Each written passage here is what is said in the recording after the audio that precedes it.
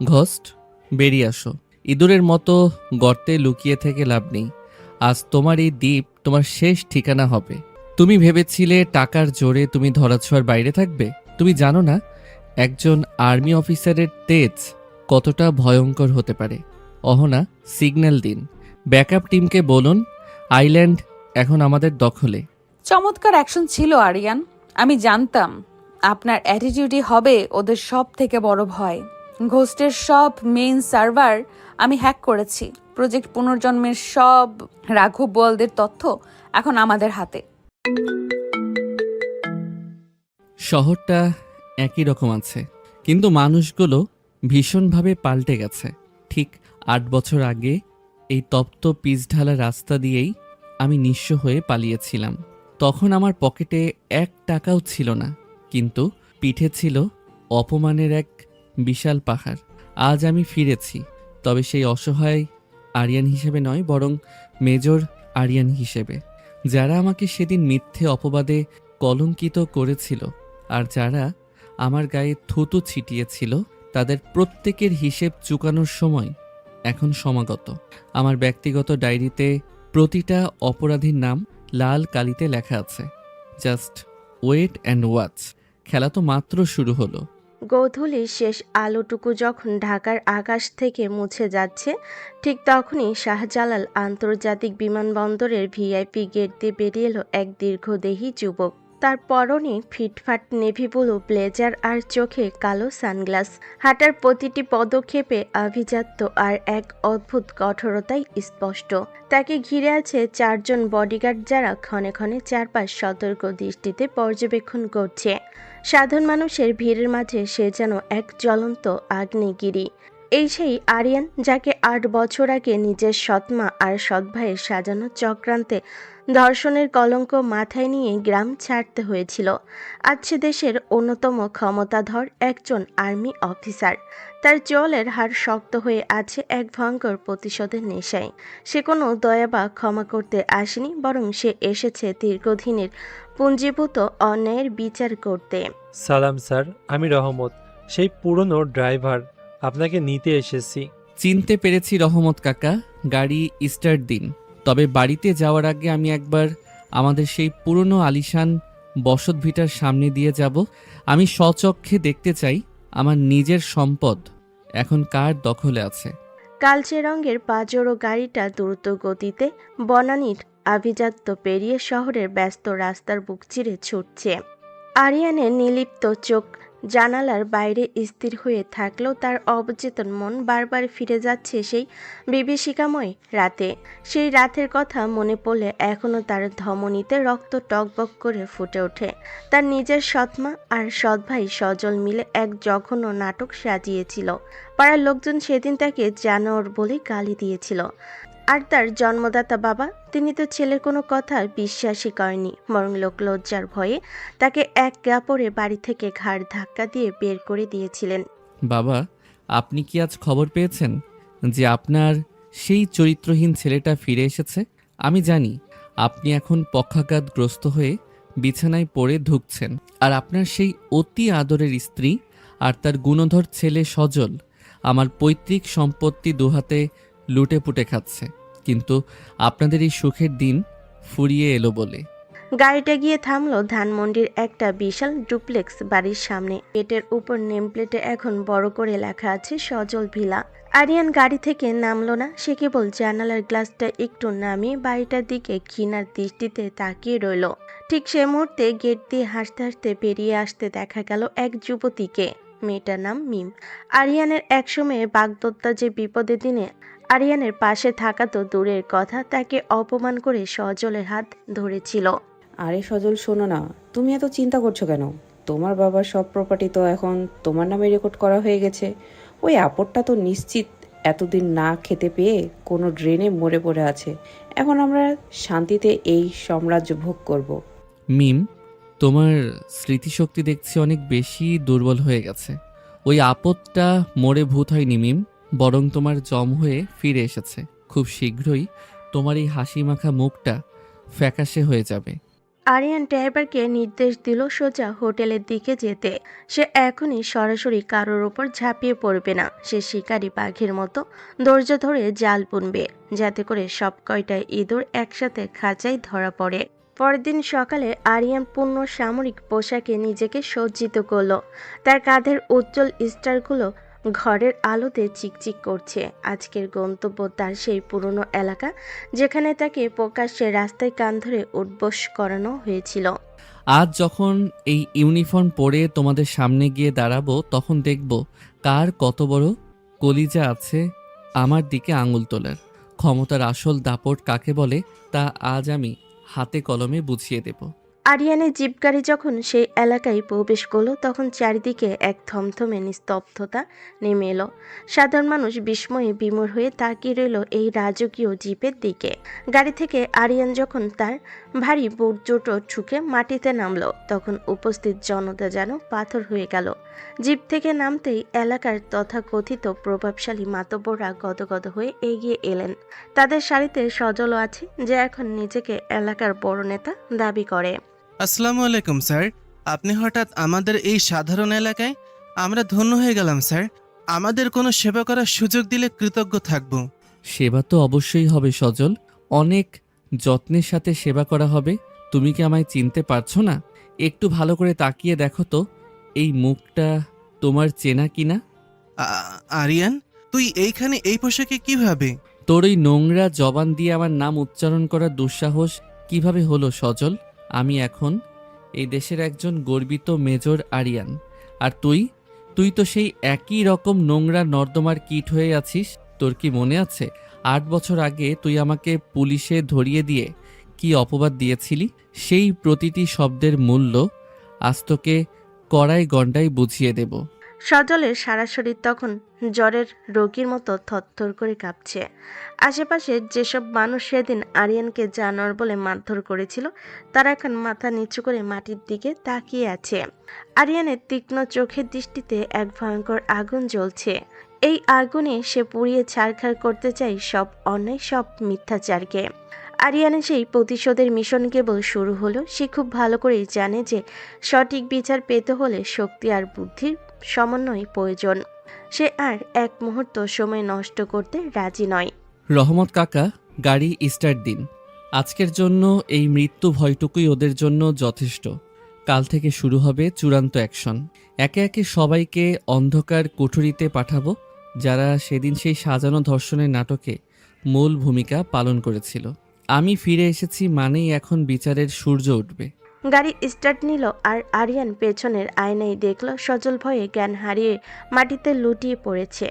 আরিয়ানের ঠোঁটের কোণে তখন ক্রূর হাসির রেখা ফুটে উঠল, কিন্তু এই হাসি কেবল তুফানের আগের স্তব্ধতা। আসল নাটক তো এখনো শুরুই হয়নি। পরবর্তী ধাপে সে তার জন্মদাতা বাবার মুখোমুখি হবে এবং তাকে চোখে আঙ্গুল দিয়ে দেখিয়ে দেবে যে তার বড় ছেলে অপয়া নয়, বরং তার গর্ব ছিল। আরিয়ানের ভেতরে থাকা সেই প্রতিশোধ পরায়ণ যুবক আজ পুরো শহরটাকে নিজের হাতের মুঠোয় নিতে প্রস্তুত। হোটেলের অন্ধকার ঘরে আরিয়ান একাকী বসে আছে। ল্যাপটপের নীল আলোয় তার মুখটা অদ্ভুত দেখাচ্ছে। জানালার বাইরে বৃষ্টির শব্দ ছাপিয়ে তার মাথায় ঘুরপাক খাচ্ছে 8 বছর আগে সেই অভিশপ্ত রাত। সজল আর রাহেলা বেগম যখন চক্রান্তের জাল বিছিয়েছিল, তখন আরিয়ান বুঝতেই পারেনি তার খুব কাছের মানুষগুলোই তার পেছনে ছুরি মারতে পারে।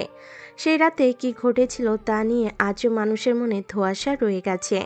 সেদিনে সেই মেয়েটিকে ছিল, তার পরিচয় আজও অনেকের কাছে অজানা। সজল ভেবেছিল সে সব প্রমাণ মিটিয়ে দিয়েছে, কিন্তু সে জানে না যে সত্যের এক ভয়াবহ দিক আছে, যা সময়ের সাথে সাথে আরও শক্তিশালী হয়। রহমত কাকা, আপনি কি জানেন সেই রাতে মেয়েটি কেন হুট করে উধাও হয়ে গিয়েছিল? পুলিশ যখন তাকে খুঁজতে গিয়েছিল তখন সে বেমালুম গায়েব হয়ে গিয়েছিল। মানুষ ভেবেছিল আমি তাকে ভয় দেখিয়ে সরিয়ে দিয়েছি, কিন্তু আসল রহস্য তো অন্য জায়গায়। সজল সেদিন কেবল আমাকে ফাঁসায়নি, সে আরও বড় কোনো গেমে জড়িয়েছিল, যার খেসারত এখনও এই শহর দিচ্ছে। আমি আর্মি ইন্টেলিজেন্সে থাকাকালীন এমন কিছু ফাইল দেখেছি যা সরাসরি সজলের এই বাগানবাড়ির সাথে কানেক্টেড। সেই ফাইলের নাম ছিল কোড এক্স। স্যার, আপনি কোড এক্স এর কথা বলছেন? আমি তো জানতাম ওটা কেবল একটা গুজব। এলাকার মানুষ বলে রাতের বেলায় বাগানবাড়ি থেকে কান্নার শব্দ আসে, কিন্তু কেউ কাউকে কখনো ঢুকতে বা বের হতে দেখা যায় না। সজল ইদানিং খুব বেশি নার্ভাস থাকে। সে মাঝে মধ্যেই একা একা বিড়বিড় করে, কার সাথে যেন কথা বলে, যেন কেউ একজন সবসময় তাকে অনুসরণ করছে। রহস্য কেবল সেখানেই না রহমত কাকা। মিম কেন সজলকে বিয়ে না করে বছরের পর বছর এই বাড়িতে পড়ে আছে? আপনারা ভাবেন ওরা সুখে আছে, কিন্তু পর্দার আড়ালের গল্পটা অনেক বেশি নোংরা। মিম সজলকে ভালোবাসে না, সে সজলকে ব্ল্যাকমেইল করছে। কি নিয়ে ব্ল্যাকমেইল করছে সেটা জানতে পারলেই এই সাম্রাজ্য তাসের ঘরের মতো ভেঙে পড়বে। আর আমার এই ইউনিফর্মের পেছনে থাকা লড়াইটা কেবল ট্রেনিংয়ের গল্প নয়। আমি যখন বর্ডার এরিয়ায় পোস্টিংয়ে ছিলাম তখন এক বৃদ্ধের দেখা পেয়েছিলাম, যিনি আমাকে একটি ডায়েরি দিয়েছিলেন। সেই ডায়েরিতে আমার বাবার নামে এমন কিছু লেখা আছে যা পড়লে আপনার পায়ের তলার মাটি সরে যাবে। আরিয়ান উঠে দাঁড়ালো। তার চোখে এখন প্রতিশোধের চেয়েও বড় কোনো সত্য উদ্ঘাটনের তৃষ্ণা। সে আলমারি থেকে একটি ছোট্ট ডিভাইস বের করলো। এটি একটি অ্যান্ড ডিভাইস সিগন্যাল ট্র্যাকার। সে জানে সজল আজ রাতে কোনো এক বিশেষ ব্যক্তির সাথে দেখা করতে যাবে, যার পরিচয় আজ পর্যন্ত কেউ জানতে পায়নি। আরিয়ান কালো জ্যাকেটটা গায়ে জড়িয়ে নিঃশব্দে হোটেলের পেছনে দরজা দিয়ে বেরিয়ে গেল। তার প্রতিটি পদক্ষেপ ছিল মাপা। সে জানে তাকে ফলো করা হচ্ছে। অন্ধকার গলি দিয়ে হাঁটার সময় সে লক্ষ্য করলো একটি কালো গাড়ি তাকে অনুসরণ করছে। এসো, তোমাদের জন্যই তো আমি অপেক্ষা করছি। 8 বছর আগে তোমরা আমাকে একা পেয়েছিলে, কিন্তু আজ তোমরা জানো না তোমাদের পেছনে কে আছে। যারা ভাবছে তারা আমাকে পাহারা দিচ্ছে, তারা আসলে নিজের মরণ ফাঁদে পা দিচ্ছে। সজল, তোমার ওই গোপন পার্টনারকে আজ আমি টেনে বের করবই। আরিয়ান গাড়ি নিয়ে শহরের উপকণ্ঠে এক পরিত্যক্ত গুদামের সামনে এসে থামল। সেখানে কোনো আলো নেই, কেবল ঝিঁঝি পোকার ডাক। হঠাৎ এক দীর্ঘশ্বাস শোনার মতো শব্দ হলো। আরিয়ান পকেট থেকে একটা টর্চ বের করে দেওয়ালে আলো ফেলতেই দেখলো সেখানে রক্ত দিয়ে লেখা ফিরে এলে কেন। আরিয়ান ঘাবড়ালো না, বরং সে ধীর স্থিরভাবে গুদামের ভেতরেই ঢুকে গেল। সেখানে দেখতে পেল একটি পুরনো টেবিলের উপর 8 বছর আগে সেই মেয়েটির একটি ছবি পড়ে আছে, যার উপর লাল কালিতে ক্রস চিহ্ন দেওয়া। তার মানে সে এখনো বেঁচে আছে। সজল তাকে মেরে ফেলার নাটক করেছিল মাত্র। যদি তাই হয় তবে এই রহস্যের জাল আরও গভীর। সেই মেয়েটি হতে পারে আমার নির্দোষ হওয়ার একমাত্র জীবন্ত সাক্ষী। কিন্তু সে কোথায়? কেন তাকে লুকিয়ে রাখা হয়েছে? ঠিক তখনই গুদামের ভারী লোহার দরজাটা বাইরে থেকে বন্ধ হয়ে যাওয়ার শব্দ হলো। আরিয়ান বুঝলো সে কোনো বড় ফাঁদে পা দিয়েছে, কিন্তু তার মুখের ভয়ের বদলে এক চিলতে হাসি ফুটে উঠল। সে হাতঘড়ির একটি বাটন টিপতেই পুরো গুদাম এলাকাটা ড্রোন ক্যামেরার আওতায় চলে এলো। উপর থেকে ভেসে এলো হেলিকপ্টারের যান্ত্রিক আওয়াজ। আরিয়ান জানতো তারা তাকে এখানে নিয়ে আসবে, আর এটাই ছিল তার পরিকল্পনা। তাদের আস্তানায় ঢুকে তাদেরই পাতা ফাঁদে তাদের বন্দি করা। খেলা তো এখন শুরু হলো। যারা অন্ধকারে লুকিয়ে থেকে রাজত্ব করছিল তাদের এবার আলোতে আসার সময় হয়েছে। সজল, তুমি যা লুকিয়ে রেখেছ তা আজ পুরো দুনিয়ার সামনে আসবে। মেজর আরিয়ান কখনো বিনা প্রস্তুতিতে ময়দানে নামে না। এই গুদামটা কেবল একটা শুরু। এর নিচে কি আছে তা দেখার জন্য তুমি কি প্রস্তুত? মেঝের এক কোণ থেকে একটি গোপন সুড়ঙ্গের মুখ বেরিয়ে এলো। সেখান থেকে অদ্ভুত এক নীল আলো বিচ্ছুরিত হচ্ছে। আরিয়ান বন্দুকটা শক্ত করে ধরে সুড়ঙ্গের দিকে এগিয়ে গেল। রহস্যের প্রতিটি পরত খুলতে শুরু করেছে। 8 বছর আগে সেই মিথ্যা অপবাদ কেবল একটি বাহানা ছিল। আসল উদ্দেশ্য ছিল আরিয়ানকে তার পথ থেকে সরিয়ে দেওয়া। কিন্তু কেন? সেই কেনর উত্তর খুঁজতে আরিয়ান এখন অন্ধকারের গভীরে নামছে। সুড়ঙ্গের ভেতর জমাট বাঁধা অন্ধকার, দেওয়াল বেয়ে চুইয়ে পড়ছে নোনা জল। আরিয়ানের হাতে থাকা শক্তিশালী টর্চের আলো সেই অন্ধকারকে চিরে সামনে এগোচ্ছে। কিছু দূর যাওয়ার পর সে থমকে দাঁড়ালো। সামনে একটা বিশাল লোহার খাঁচা, যার ভেতরে স্তূপ করে রাখা আছে শত শত পুরনো ফাইল আর কিছু ভাঙা ইলেকট্রনিক্স ডিভাইস। আরিয়ান একটা ফাইলের উপর ধুলো ঝেড়ে আলো ফেলতেই তার চোখ কপালে উঠল। ফাইলের উপর বড় বড় করে লেখা আছে পুনর্জন্ম। তার নিচে আরিয়ানের বাবার সই।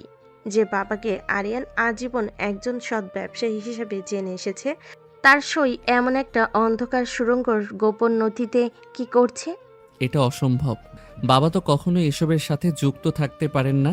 তবে কি রাহেলা বেগম বাবাকেও কোনো মরণ ফাঁদে আটকে রেখেছেন? সজল কি কেবল শিখণ্ডী হিসেবে সামনে কাজ করছে? এই সুড়ঙ্গের শেষ কোথায় আমি দেখেই ছাড়ব। রহস্যের জাল যত গভীর হচ্ছে ততই মনে হচ্ছে ৮ বছর আগের সেই রাতের ঘটনা কেবল কোনো সাধারণ পারিবারিক বিবাদ ছিল না। ওটা ছিল আমাকে এই সত্য থেকে দূরে রাখার একটি সুপরিকল্পিত চাল। আরিয়ান সুড়ঙ্গর আরো গভীরে প্রবেশ করলো। হঠাৎ তার কানে এলো এক অদ্ভুত শব্দ। কেউ যেন খুব নিচু স্বরে কোনো এক প্রাচীন সুরে গুনগুন করে গাইছে। শব্দটা অনুসরণ করে এগোতেই সে দেখল সুড়ঙ্গর শেষ মাথায় একটা ছোট্ট ঘর, যা কাঁচ দিয়ে ঘেরা। সেই কাচের ঘরের ভেতরে আবছা আলোয় দেখা যাচ্ছে এক নারীকে। তার চুলে পাক ধরেছে, পরনে জীর্ণ পোশাক। নারীটি দেওয়ালে একমনে কিছু একটা লিখে চলেছে। আরিয়ান টর্চের আলো ঘরের উপর ফেলতে স্তম্ভিত হয়ে গেল। সেই নারী আর কেউ নয়, ৮ বছর আগে সেই মেয়েটি শায়লা, যাকে পুরো দুনিয়া জানে সে মারা গেছে। শায়লা, তুমি বেঁচে আছো? কিন্তু কিভাবে? সজল তো আদালতকে মেডিকেল রিপোর্ট দেখিয়েছিল যে তুমি বিষপানে আত্মহত্যা করেছো। তবে এই বন্দিশালা কেন? শায়লা, আমার দিকে তাকাও। আমি আরিয়ান। আমাকে চিনতে পারছো? শায়লা ধীরে ধীরে মাথা তুলল। তার চোখে কোনো আবেগ নেই, কেবল গভীর এক শূন্যতা। সে আরিয়ানের দিকে তাকে এক অদ্ভুত হাসি দিল। কাচের উপর হাত রেখে সে ফিসফিস করে বলল, আরিয়ান, তুমি এখানে এসে ভুল করেছো। ওরা তোমাকে আসতে দিয়েছে কারণ ওরা চায় না তুমি বাইরে ফিরে যাও। এই সুড়ঙ্গ কোনো সাধারণ লুকোনোর জায়গা নয়, এটা একটা ল্যাবরেটরি। তোমার বাবা সজলের হাতের পুতুল ছিলেন না আরিয়ান? সজল ছিল তোমার বাবার হাতের পুতুল। এই সত্যটা নিতে পারবে তো? তুমি কি বলছো এসব? বাবা কেন এমন করবেন? তিনি তো আমাকে নিজের হাতে বাড়ি থেকে বের করে দিয়েছিলেন। তিনি তো আমাকে ঘৃণা করতেন। তুমি মিথ্যে বলছো শায়লা। সজল তোমাকে দিয়ে এসব বলানোর নাটক করছে। তোমার বাবা তোমাকে বের করে দিয়েছিলেন তোমাকে বাঁচাতে আরিয়ান। তিনি জানতেন যারা এই প্রজেক্টের পেছনে আছে তারা তোমার ক্ষতি করবে, কিন্তু তুমি মেজর হয়ে ফিরে এসে ওদের কাজ সহজ করে দিলে। এখন তুমি ওদের সব থেকে বড় হাতিয়ার। ওই যে দেখো কোনার সিসিটিভি ক্যামেরাটা, ওরা তোমাকে দেখছে আরিয়ান। তোমার প্রতিটি পদক্ষেপ ওরা রেকর্ড করেছে। সজল আজ রাতে যে বিশেষ ব্যক্তির সাথে দেখা করতে যাবে সে আর কেউ নয়, সে তোমার বাবার এক সময়ের ব্যবসায়িক পার্টনার, যাকে সবাই মৃত বলে জানে। আরিয়ানের মাথার ভেতর যেন হাজারটা বজ্রপাত একসাথে শুরু হলো। সে নিজের অজান্তে পেছনের দিকে সরে এলো। ঠিক তখনই পুরো সুড়ঙ্গের লাল আলো জ্বলতে শুরু করলো এবং সাইরেন বেজে উঠল। সুড়ঙ্গের উপর থেকে সজলের অট্টহাসি শোনা গেল। মাইকে সজলের কণ্ঠস্বর ভেসে এলো, স্বাগত মেজর সাহেব, আপনি ঠিক জায়গাতেই এসেছেন। আমি জানতাম আপনার মেধা আপনাকে ঠিক এখানে টেনে আনবে। মিম এখন আমার বাবার বেডরুমে বসে এক বিশেষ ইঞ্জেকশন পুশ করেছে। আপনি কি বাঁচাতে চান আপনার বাবাকে, নাকি এই শায়লার সাথে এই সুড়ঙ্গে সমাধি হতে চান? সজল, তোর সাহস তো কম না। তুই ভাবছিস আমি একা এসেছি?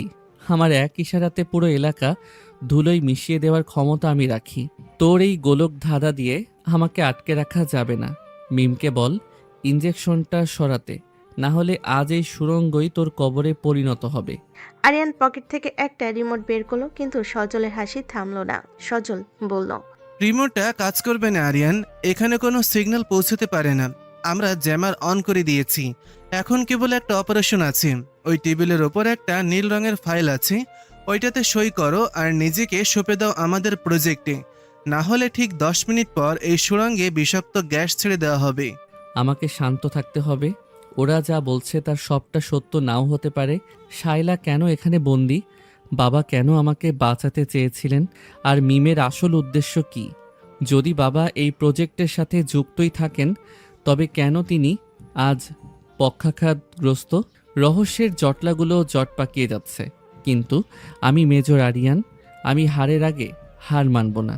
আরিয়ান লক্ষ্য করলো শায়লা ইশারায় মেঝের এক বিশেষ টাইলসের দিকে ইঙ্গিত করছে। সেখানে ছোট্ট করে একটা কোড লেখা আছে 1056। আরিয়ান বুঝলো এটাই হয়তো বেরিয়ে যাওয়ার একমাত্র পথ। কিন্তু শায়লা কি বন্ধু নাকি শত্রুর চর? কেন সে আরিয়ানকে সাহায্য করছে? হঠাৎ সুড়ঙ্গের দেওয়াল থেকে গ্যাস বের হতে শুরু করলো। আরিয়ানের হাতে সময় খুব কম। একদিকে তার বাবার জীবন, অন্যদিকে নিজের অস্তিত্ব আর এই বিশাল ষড়যন্ত্রের পর্দা ফাঁস করা। আরিয়ান টাইলসের ওপরে কোডটা প্রেস করতে সুড়ঙ্গের একদিকে দেওয়াল সরে গেল, কিন্তু ওপাশে যা ছিল তার জন্য আরিয়ান মোটেও প্রস্তুত ছিল না। ওপাশে দাঁড়িয়ে আছে ইউনিফর্ম পরা এক যুবক, নাম আদনান। আর আশ্চর্যের বিষয় হলো আদনানের মুখটা হুবহু আরিয়ানের প্রকৃতি। আদনান, তুমি কে? আমার মতো দেখতে কেন তুমি? আমি আসল আরিয়ান। তুমি তো কেবল একটা এক্সপেরিমেন্ট, যা 8 বছর ধরে ল্যাবে তৈরি হয়েছে। তোমার স্মৃতি, তোমার রাগ, তোমার প্রতিধ্বনি সবটাই প্রোগ্রাম করা। তুমি মেজর নও আরিয়ান, তুমি কেবল একটা ছায়া।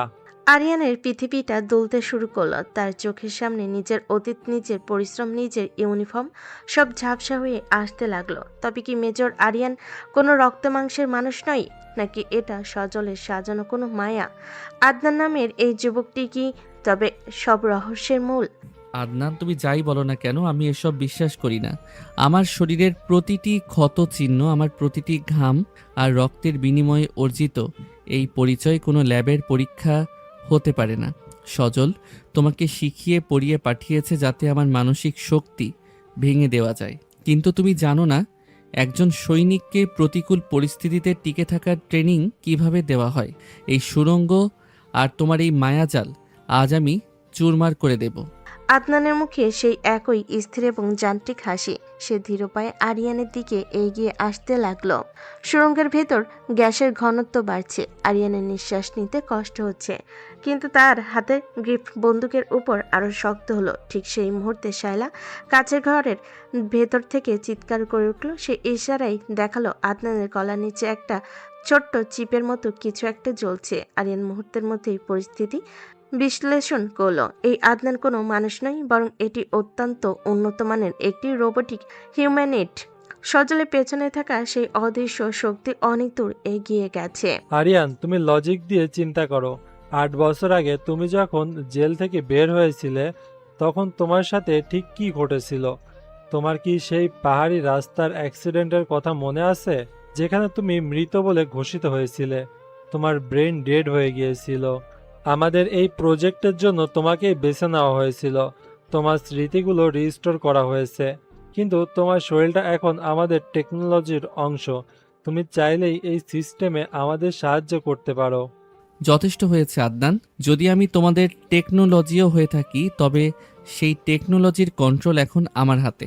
আমি কোনো প্রোগ্রাম করা রোবট নই। আমি একজন মানুষ যার হৃদয়ে এখনো প্রতিশোধের আগুন জ্বলছে। আরিয়ানার এক মুহূর্ত দেরি না করে আদনানের গলার ওই চিপ লক্ষ্য করে নিখুঁত নিশানায় গুলি ছুড়ল। এক তীব্র যান্ত্রিক আওয়াজ করে আদনান থমকে দাঁড়ালো। তার চোখ থেকে নীল আলো বের হতে শুরু করলো এবং মুহূর্তের মধ্যে সে অকেজ হয়ে মেঝেতে পড়ে গেল। আরিয়ান দ্রুত শায়লার কাছের ঘরটা ভেঙে তাকে বের করে নিয়ে এলো। সুড়ঙ্গর এক কোণে থাকা ল্যাপটপ সে তুলে নিল, যেখানে প্রজেক্ট পুনর্জন্মের সব ডেটা ব্যাকআপ করা আছে। এখন তাকে দ্রুত এই সুড়ঙ্গ থেকে বের হতে হবে, কারণ সেলফ ডিস্ট্রাকশন মোড অন হয়ে গেছে। আরিয়ান, জলদি চলো। সজল আর মিম এখন তোমার বাবার ঘরে। তারা কেবল তোমার বাবাকে মারতে চায় না, তারা তোমার বাবার ফিঙ্গারপ্রিন্ট ব্যবহার করে আন্তর্জাতিক ব্যাংকের এক বিশাল ট্রানজ্যাকশন কমপ্লিট করতে চায়। মিম আসলে কোনো সাধারণ মেয়ে নয়, সে বিদেশের এক গোয়েন্দা সংস্থার এজেন্ট হিসেবে কাজ করেছে। সজল তাকে ব্যবহার করেছে। ভাবলেও আসলে মিমই সজলকে নাচিয়ে সব করিয়েছে। আরিয়ান শায়লাকে নিয়ে সেই গোপন টাইলসের পথ দিয়ে বেরিয়ে এলো। বাইরে বেরোতে সে দেখলো আকাশটা মেঘে ঢাকা। সে দ্রুত তার স্পেশাল ফোর্সকে সিগন্যাল দিল। কয়েক মিনিটের মধ্যেই হেলিকপ্টার আর কমান্ডো দল পুরো এলাকা ঘিরে ফেলল। আরিয়ানার সময় নষ্ট না করে নিজের গাড়িতে উঠে বসলো। তার গন্তব্য এখন সালাম মেনশন, যেখানে তার পক্ষঘাতগ্রস্ত বাবা মরণাপন্ন অবস্থায় মিমের হাতে পুতুল হয়ে আছেন। আরিয়ানের ভেতরে এখন দ্বিমুখী লড়াই। একদিকে নিজের অস্তিত্বের প্রশ্ন, আর অন্যদিকে পরিবারকে বাঁচানোর দায়বদ্ধতা। রহমত কাকা, গাড়ি যত দ্রুত সম্ভব চালান। মিমকে আজ আমি জ্যান্ত কবর দেব। সজলকে তো আগেই পুলিশ নিয়েছে, কিন্তু মিমকে আমি নিজের হাতে বিচার করব। ও আমার আবেগ নিয়ে খেলছে, আমার পরিবারকে ধ্বংস করেছে। আজ আর কোনো দয়া নয়। সালাম ম্যানশনের ভিতর তখন পিনপতন নিস্তব্ধতা। আরিয়ান কমান্ডারদের নিয়ে বাড়ির পেছনের দিক দিয়ে প্রবেশ করলো। ড্রয়িং রুমে কেউ নেই। সে ধীর পায়ে তার বাবার ঘরের দিকে এগোতে লাগলো। দরজার একটু আড়াল থেকে সে দেখলো মিম হাতে একটা সিরিঞ্জ নিয়ে তার বাবার দিকে তাকিয়ে কুরুর হাসছে। বিছানায় শয্যাশায়ী বৃদ্ধ বাবা কেবল অসহায় চোখে তাকিয়ে আছেন। তার চোখের কোণে জল। তিনি হয়তো বলতে চাইছেন যে তিনি লজ্জিত তার ছেলের সাথে করা ব্যবহারের জন্য। আরিয়ান, কি ভেবেছো মেজর হয়ে সব জয় করে নেবে? ও তো জানে না ও একটা মৃত মানুষকে সজল আর আমি এতদিন বাঁচিয়ে রেখেছি কেবল এই দিনটার জন্য। আঙ্কেল এবার শান্তিতে ঘুমান। আপনার সব প্রপার্টি আর এই কোডগুলো এখন আমার। সজলকে আমি অলরেডি পুলিশের হাতে তুলে দেওয়ার ব্যবস্থা করতেছি, যাতে ও আমার পথের কাটা না হয়। মিম, তোমার খেলা এখানেই শেষ। হাত থেকে সিরিঞ্জটা ফেলে দাও, না হলে আমার এই বুলেট তোমার কপাল চিরে চলে যাবে। আরিয়ানের হঠাৎ আবির্ভাবে মিম চমকে গেল। সে তার লুকানো অস্ত্র বের করতে চাইল, কিন্তু আরিয়ানের ক্ষিপ্ততার কাছে সে কিছুই না। আরিয়ান এক লাথি মেরে মিমের হাত থেকে অস্ত্রটা ফেলে দিল এবং তাকে দেওয়ালে চেপে ধরল। আরিয়ানের চোখের মনি তখন আগুনের মতো জ্বলছে। মিম ভয়ে কাঁপতে শুরু করলো। সে বুঝতে পেরেছে আরিয়ান সব জেনে গেছে। ঠিক তখনই ঘরের কোণ থেকে এক অদ্ভুত ছায়া বেরিয়ে এলো। সেই ছায়ার হাতে থাকা ড্যাগারটা মিমের দিকে নয়, বরং আরিয়ানের দিকে তাক করা। শাইলা, তুমি কেন আমার দিকে অস্ত্র তাক করে আছো? কারণ মিম আমার বস নয় আরিয়ান, আমি মিমের বস। এই পুরো গেমটার মাস্টার মাইন্ড আমি। সজল আর রাহেলা বেগম তো কেবল ছোটখাটো চোর। আসল খেলা তো এই প্রজেক্ট পুনর্জন্ম নিয়ে, যা তোমার বাবা আর আমি মিলে শুরু করেছিলাম। কিন্তু তোমার বাবা মাঝপথে সরে যেতে চেয়েছিলেন বলে তাকে এই অবস্থায় আসতে হয়েছে। এখন তোমার এই ইউনিফর্ম আর মেধা আমাদের প্রজেক্টের সাকসেস রিপোর্ট। আরিয়ান এক অদ্ভুত গোলক ধাঁধায় পড়ে গেল। যাকে সে বাঁচাতে এলো সে শাইলা কি তবে তার আসল শত্রু? শাইলার চোখে সেই শূন্যতা এখন এক ভয়ঙ্কর খুনের নেশায় পরিণত হয়েছে। আরিয়ানের বাবা কি সত্যি অপরাধী ছিলেন? রহস্যের জটলাগুলো যখন আরো বেশি জটিল হয়ে উঠল, আরিয়ান বুঝতে পারল এই ষড়যন্ত্রের গভীরতা আর তার ভাবনার চেয়েও অনেক বেশি। শাইলা হাতের ড্যাগার আরিয়ানের বুকের ঠিক কয়েক ইঞ্চি দূরে স্থির হয়ে আছে। ঘরের পরিবেশটা হঠাৎ করে বরফ শীতল হয়ে গেল। আরিয়ান নিজের চোখকে বিশ্বাস করতে পারছে না যে শাইলাকে সে এতক্ষণ নির্যাতিত ভেবে উদ্ধার করে আনলো। সে এখন তার জীবন নেওয়ার জন্য তৈরি। মিম তখন দেওয়ালের এক কোণে দাঁড়িয়ে শাইলার নির্দেশের অপেক্ষা করছে। আরিয়ানের বাবা বিছানায় শুয়ে কেবল অস্পষ্ট গুঙ্গানি তুলছেন। তার চোখ দিয়ে অঝরে জল পড়তেছে। ঠিক সেই মুহূর্তে পুরো বাড়ির বিদ্যুৎ বিচ্ছিন্ন হয়ে গেল। চারপাশ বিদ্ঘুটে অন্ধকার। আরিয়ান, অন্ধকারে লুকিয়ে বাঁচার চেষ্টা করো না। এই বাড়ির প্রতিটা ইঞ্চি আমার চেনা। মিম, জেনারেটর অন করো। ওর খেলা আজ এখানেই শেষ করতে হবে। হঠাৎ জানালার কাঁচ ভেঙে কেউ একজন ঝড়ে বেগে ঘরের ভেতর প্রবেশ করলো। নিখুঁত নিশানায় একটা স্মোক গ্রেনেড ফাটানো হলো আর ধোঁয়ায় পুরো ঘর আচ্ছন্ন হয়ে গেল। অন্ধকারের মাঝে কেবল দপদপ করে কয়েকটা লাল লেজার লাইট দেখা গেল। শাইলা কিছু বুঝে ওঠার আগেই এক অদৃশ্য শক্তির আঘাতে তার হাতের ড্যাগারটা ছিটকে দূরে পড়ে গেল। কেউ একজন অত্যন্ত ক্ষিপ্ততার সাথে আরিয়ানকে ধাক্কা দিয়ে মেঝের উপর শুইয়ে দিল এবং তার কানের কাছে ফিসফিস করে বলল, চুপ থাকুন মেজর, বেকআপ চলে এসেছে। আপনি কে? শাইলাকে ধরুন, ও পালানোর চেষ্টা করছে। ধোঁয়া একটু পরিষ্কার হতে দেখা গেল ঘরের মাঝখানে দাঁড়িয়ে আছে এক তরুণী।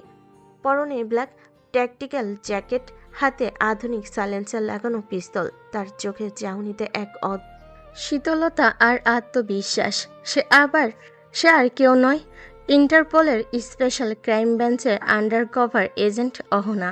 আরিয়ানের জীবনের এই জটিল সমীকরণে অহনার এন্ট্রি পুরো গল্পের মোড় ঘুরিয়ে দিল। শাইলা আর মিম তখন অহনা লেজার লাইটের নিশানা হয়ে হাত তুলে দাঁড়িয়ে আছে। শাইলা ম্যাডাম, আপনার প্রজেক্ট পুনর্জন্মের ফাইলগুলো অলরেডি আমাদের সার্ভারে আপলোড হয়ে গেছে। আপনি ভেবেছিলেন আরিয়ানকে ট্র্যাপে ফেলে আপনি পার হয়ে যাবেন?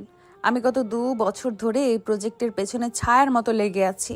মেজর আরিয়ান, আপনি জাগে আপনার বাবা ভাবছেন রহস্যটা আসলে তার চেয়েও গভীর। তবে এই বিষকন্যাদের ঠান্ডা করা দরকার।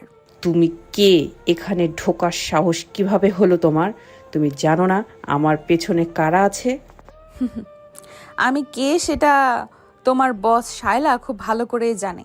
আর তোমাদের পেছনে যারা আছে তারা এখন সবাই আমার টিমের হেফাজতে। মিম, তোমার গোয়েন্দাগিরি আজ এখানেই শেষ। সজলকে তো আরিয়ান পুলিশে দিয়েছে, কিন্তু তোমার আসল গন্তব্য হলো ব্ল্যাক সেল। আরিয়ান, আপনি কি এখন বুঝতে পারছেন না শায়লা কেন এই নাটক সাজিয়েছে? শায়লা আসলে আপনার বাবার পার্টনারের মেয়ে ছিল না, ও ছিল এই প্রজেক্টের মূল ইনভেস্টরদের একজন। অহনা, আপনি আমাকে এসব কেন বলছেন? আপনি কি জানেন আমার অতীত সম্পর্কে? শাইলা দাবি করছে আমি কেবল একটা এক্সপেরিমেন্ট। এটা কি সত্যি? আরিয়ান, আয়নার সামনে তাকান। আপনার রক্ত কোনো ল্যাবের কেমিক্যাল নয়। শায়লা আপনাকে মানসিকভাবে ভেঙে দেওয়ার জন্য আপনাকে তৈরি করেছিল। আদনান একটা ক্লোন ছিল যা আপনার ডিএনএ থেকে তৈরি, কিন্তু আপনি আসল আরিয়ান। আপনার বাবা আপনাকে বের করে দিয়েছিল কারণ তিনি জানতেন শায়লা আপনাকে দিয়ে একটা সুইসাইডাল মিশনে কাজ করাতে চাইছিল। শায়লার এই ল্যাবরেটরিতে আপনার মতো আর অনেককে বন্দি করে রাখা হয়েছিল। আমি অহনা আপনাকে এই অন্ধকার থেকে বের করার দায়িত্ব নিয়েছি। শায়লা তখন পাগলের মতো হাসতে শুরু করলো। সে অহনার দিকে তাকিয়ে বলল, অহনা, তুমি কি ভেবেছো তুমি জিতে গেছো? আরিয়ানের বাবা শরীরে যে ইঞ্জেকশন মিম দিয়েছে তার অ্যান্টিডোট কেবল আমার কাছে আছে। তুমি আমাকে গ্রেপ্তার করলে ওনাকে বাঁচাতে পারবে না। আরিয়ান, তোমার বাবার প্রাণ এখন আমার হাতের মুঠোয়। এবার বলো, তুমি কি তোমার এই নতুন নায়িকার কথা শুনবে নাকি আমার পায়ে পড়বে? শায়লা, তোমার এই ব্যাকআপ প্ল্যানটা বেশ পুরনো। মিম যে এই সিরিঞ্জটা নিয়েছিল ওটা আমি আগেই বদলে দিয়েছিলাম। ওটা ছিল সাধারণ স্যালাইন ওয়াটার। তোমার অ্যান্টিডোট এখন আর প্রয়োজন নেই। আরিয়ান, আপনার বাবা এখন বিপদমুক্ত। এখন সিদ্ধান্ত আপনার। আপনি কি এদের আইনের হাতে তুলে দেবেন নাকি নিজের হাতেই বিচার করবেন? অহনা, আপনি আজ আমার কেবল জীবন বাঁচাননি, আমার অস্তিত্বের সংকট দূর করেছেন। আমি মেজর হিসেবে শপথ নিয়েছি আইনের শাসন প্রতিষ্ঠা করার। তাই শাইলা আর মিমের বিচার হবে দেশের সর্বোচ্চ আদালতে। এদের প্রতিটি চক্রান্তের জবাব আমি দেব। কমান্ডারেরা ঘরে ঢুকে শায়লা আর মিমকে গ্রেপ্তার করে নিয়ে গেল। ঘরটা এখন শান্ত। অহনা আরিয়ানের কাছে এগিয়ে গিয়ে তার কাঁধে হাত রাখলো। আরিয়ান দেখল অহনার চোখের গভীরে এক অদ্ভুত মায়া লুকিয়ে আছে। অহনা আরিয়ানের সামনে একটি নীল রঙের পাসপোর্ট বাড়িয়ে দিয়ে বলল, আপনার বাবা এই দেশেই থাকবেন, কিন্তু আপনাকে এখন আমার সাথে যেতে হবে। প্রজেক্ট পুনর্জন্মের শেকড় অনেক দূরে বিস্তর। আপনি কি তৈরি মেজর আরিয়ান এক নতুন মিশনে আমার পার্টনার হতে? আমি তৈরি অহনা। যে আগুন আমার ভেতরে জ্বলেছিল তা এখন থেকে কেবল ন্যায়ের জন্য জ্বলবে। আপনি ঠিক সময় না এলে হয়তো আজ আমি নিজেই নিজেকে হারিয়ে ফেলতাম। আরিয়ান তার বাবার দিকে তাকালো। বাবা এখন শান্তিতে ঘুমাচ্ছেন। আরিয়ানের মনে হলো 8 বছরের এক দীর্ঘ বিভীষিকা আজ শেষ হতে চলেছে। কিন্তু অহনার এই আবির্ভাব আরিয়ানের জীবনে কেবল এক নতুন অধ্যায় শুরু করলো না, বরং তাকে এক নতুন রহস্যের দিকে নিয়ে গেল। সালাম ম্যানশনের বাইরে আকাশে তখন ভোরের আলো ফুটতে শুরু করেছে। সারা রাত চলে যাওয়ায় ভয়ঙ্কর ঝড়টা থেমে গেল। আরিয়ানের মনের ভেতরে ঝড় যেন আরও তীব্র হয়েছে। মিমার শায়লাকে পুলিশ ও ইন্টারপোলের বিশেষ দল নিয়ে যাওয়ার পর বাড়িটা এখন মৃত্যুপুরীর মতো নিস্তব্ধ। ড্রয়িং রুমের সোফায় বসে আছে অহনা। তার সামনে রাখা ল্যাপটপে তখনও কিছু ডেটা ট্রান্সফার হচ্ছে। আরিয়ান তার বাবা সালাম সাহেবের ঘরের দরজায় দাঁড়িয়ে তাকিয়ে আছে ঘুমন্ত মানুষটার দিকে, যে বাবাকে সে সারা জীবন ঘৃণা করে এসেছে। আজ সেই মানুষটার অসাধ্য দেখে তার বুক ফেটে যাচ্ছে। আরিয়ান ধীর পায়ে ড্রয়িং রুমে এসে অহনার মুখোমুখি দাঁড়ালো। অহনা, আপনি কে সেটা আমি জানি, কিন্তু কেন আপনি আমাকে সাহায্য করতে এত ঝুঁকি নিলেন সেটা এখনো আমার কাছে পরিষ্কার নয়। ইন্টারপোল কি তবে আগে থেকেই জানতো যে বাংলাদেশে বসে শাইলা আর আমার বাবা এমন কোনো প্রজেক্ট চালাচ্ছেন? আর আপনি যে বললেন আমি ক্লোন নই, সেই নিশ্চয়তা আপনি কিভাবে দিচ্ছেন? আরিয়ান, বসুন। আপনার সব প্রশ্নের উত্তর আজ আমি দেব, কারণ আপনার এখন শান্ত থাকা খুব জরুরি। আমি ইন্টারপোলে জয়েন করার আগে এই প্রজেক্ট পুনর্জন্মের উপর থিসিস করেছিলাম। আপনার বাবা সালাম সাহেব একজন তুখোড় বিজ্ঞানী ছিলেন, কিন্তু তিনি বুঝতে পারেননি যে তার ইনভেনশন একদিন শায়লার মতো মানুষের হাতে পড়ে মরণাস্ত্রে পরিণত হবে। শায়লা আপনার ডিএনএ চুরি করেছিল যখন আপনি প্রথমবার জেলখানায় ছিলেন। আদনানকে তৈরি করা হয়েছিল আপনাকে রিপ্লেস করার জন্য। সজল কেবল চেয়েছিল সম্পত্তি, কিন্তু শায়লা চেয়েছিল এমন একটা আর্মি অফিসার যে হবে সুপার হিউম্যান এবং যার কোনো ইমোশন থাকবে না। কিন্তু আপনি সেই ল্যাবের অংশ নন আরিয়ান, আপনি একজন সার্ভাইভার। আপনার ভেতরে যে জেদ আর দেশপ্রেম, সেটা কোনো ল্যাবে তৈরি করা সম্ভব নয়। তাহলে আদনান যে আমাকে পাহাড়ি রাস্তার সেই অ্যাক্সিডেন্টের কথা বলল, আমার মনে আছে আমি রক্তাক্ত অবস্থায় পড়েছিলাম এবং তারপর সব অন্ধকার হয়ে গিয়েছিল। সেই স্মৃতিটা কি তবে মিথ্যে? স্মৃতিটা সত্য আরিয়ান, কিন্তু তার পরের অংশটা সাজানো। শায়লা আপনাকে সেই পাহাড় থেকে তুলে এনেছিল চিকিৎসার জন্য নয়, বরং পরীক্ষা করার জন্য। কিন্তু আপনার উইল পাওয়ার এত বেশি ছিল যে আপনি ওদের ড্রাগের প্রভাব কাটিয়ে পালিয়ে যেতে সক্ষম হয়েছিলেন। তারপর আপনি নিজের পরিচয় বদলে সেনাবাহিনীতে যোগ দেন। শায়লা তখন আপনাকে হন্যে হয়ে খুঁজেছিল, কিন্তু মেজর হওয়ার পর আপনি ওদের ধরাছোঁয়ার বাইরে চলে যান। তাই ওরা সজলকে ব্যবহার করে আপনাকে আবার বাড়িতে ফিরিয়ে এনেছিল, যাতে আপনাকে বন্দি করা যায়। আমি আপনাকে অনেক দিন ধরে ট্র্যাক করছিলাম, কারণ আমি জানতাম আপনি একমাত্র ব্যক্তি যিনি এই চক্রকে ভেতর থেকে ধ্বংস করতে পারবেন। আরিয়ান জানালার দিকে তাকিয়ে একটা দীর্ঘশ্বাস ফেলল। তার সারা জীবনের লড়াইটা যেন এক নিমিষেই ছোট হয়ে গেল। সে ভাবতো সে একাই সব করেছে, কিন্তু পদ্মার আড়াল থেকে অহনার মতো কেউ তাকে পাহারা দিচ্ছিল। ঠিক এই সময় রহমত কাকা ঘরে ঢুকলেন, তার হাতে এক কাপ গরম চা। রহমত কাকা আরিয়ানের দিকে তাকিয়ে এক অদ্ভুত দৃষ্টিতে হাসলেন। স্যার, আপনি ছোটবেলা থেকেই জেদি ছিলেন, কিন্তু আজ আপনার এই মেজর ইউনিফর্ম দেখে আমার খুব তৃপ্তি লাগছে। তবে স্যার, অহনা ম্যাডাম যা বলছে তা কেবল অর্ধেক সত্য, বাকি অর্ধেক এই বাড়িতেই কোথাও লুকিয়ে আছে। সালাম সাহেব আলমারির পেছনে একটা লকার আছে, যার চাবি আপনার মা মারা যাওয়ার আগে আমাকে দিয়ে গিয়েছিলেন। তিনি বলেছিলেন যেদিন আরিয়ান ফিরে আসবে সেদিন যেন এটা তাকে দেই। মায়ের দেওয়া লকার আপনি আগে বলেননি কেন রহমত কাকা? সময় হয়নি স্যার। শায়লা আর মিম এই বাড়িতে প্রতিটা দেওয়ালে আড়ি পেতে বসেছিল, আজ তারা নেই, তাই আমি আপনাকে এটা দিচ্ছি। আরিয়ান রহমত কাকার কাছ থেকে ছোট্ট রূপালি চাবিটা নিল। সে দ্রুত তার বাবার ঘরে গেল এবং আলমারির পেছনে সেই গোপন লকারটা খুলল। ভেতরে একটা পুরনো ডায়েরি আর একটা মেমোরি চিপ রাখা আছে। আরিয়ান ডায়েরিটা খুলতে দেখল তার মায়ের হাতে লেখা। সেখানে লেখা আছে, আরিয়ান, যদি তুমি এই লেখাটা পড়ো তবে জানবে তোমার বাবা সালাম সাহেব অপরাধী নন। তিনি কেবল শায়লার বাবার কাছে ঋণী ছিলেন বলে এই প্রজেক্ট শুরু করেছিলেন, কিন্তু পরে যখন তিনি ভয়াবহতা বুঝতে পারেন তখন তিনি নিজেকে পরাঘাতগ্রস্ত হওয়ার অভিনয় করেন, যাতে তাকে দিয়ে আর কাজ করানো না যায়। তিনি 8 বছর ধরে এই বিছানায় শুয়ে অভিনয় করছেন কেবল তোমাকে বাঁচানোর জন্য। বাবা, আপনি তবে সব জানতেন? আপনি অভিনয় করছিলেন? আমি আপনাকে কত ভুল বুঝেছি। ঠিক সেই মুহূর্তেই বিছানা থেকে একটা হাত আরিয়ানের হাতটা জাপটে ধরল। আরিয়ান চমকে তাকিয়ে দেখল সালাম সাহেব চোখ মেলে তাকিয়ে আছেন। তার চোখে এখন আর সেই শূন্যতা নেই, বরং এক গভীর ক্ষমা আর মমতা। সালাম সাহেব ধীর স্বরে কথা বলতে শুরু করলেন।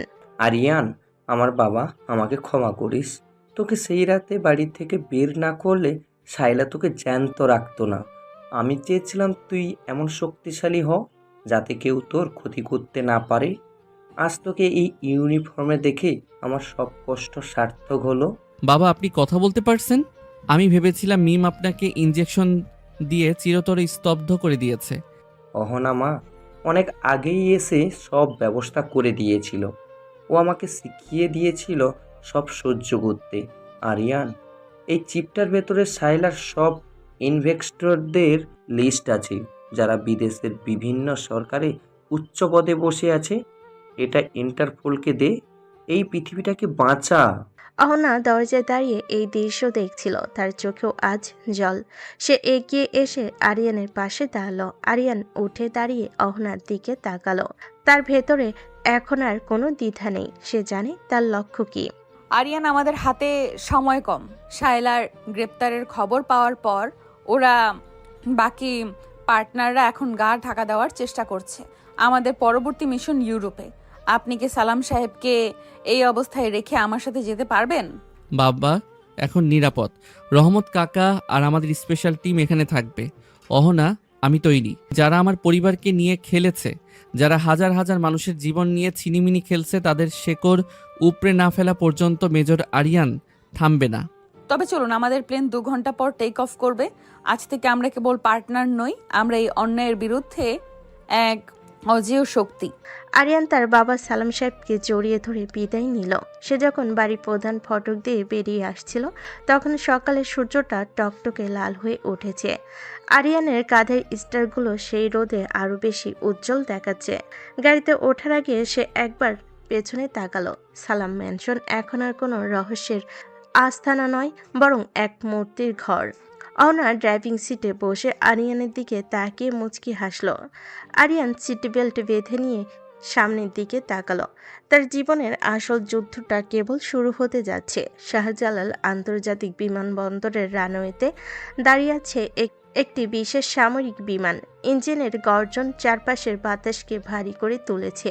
আরিয়ান এখন আর সেই আবেগপ্রবণ যুবক নয় যে কিছুক্ষণ আগে তার বাবার কাছে কেঁদেছিল। এখন তার পরনে ব্ল্যাক কমন্ডো, ট্যাকটিক্যাল গিয়ার, কোমরে হোলিস্টার আর চোখে সেই পরিচিত কালো সানগ্লাস। তার হাঁটার ভঙ্গিতে এখন ফুটে উঠেছে একজন মেজরের অদম্য অ্যাটিটিউড। অহনা তার পাশে এসে দাঁড়ালো, তার হাতে একটা অত্যাধুনিক ট্যাবলেট। আরিয়ান, খবর এসেছে। শায়লার প্রধান ইনভেস্টর দ্য ঘস্ট এখন থাইল্যান্ডের এক ব্যক্তিগত দ্বীপে গা ঢাকা দিয়েছে। সে জানে আপনি আর আমি ওর পেছনে লেগেছি। সে নিজেকে বাঁচাতে পুরো দ্বীপে মার্সেনারি সেনাবাহিনী মোতায়েন করেছে। মার্সেনারি? ওরা টাকার জন্য লড়ে, আর আমি লড়ি আমার অস্তিত্ব আর ন্যায়ের জন্য। অহনা, ওদের বলে দিন মেজর আরিয়ান কোনো দ্বীপে বেড়াতে যাচ্ছে না। আমি যাচ্ছি মৃত্যু পরোয়ানা নিয়ে। আমার টার্গেট ফিক্সড, আর আমার বুলেটে কোনো ক্ষমা নেই।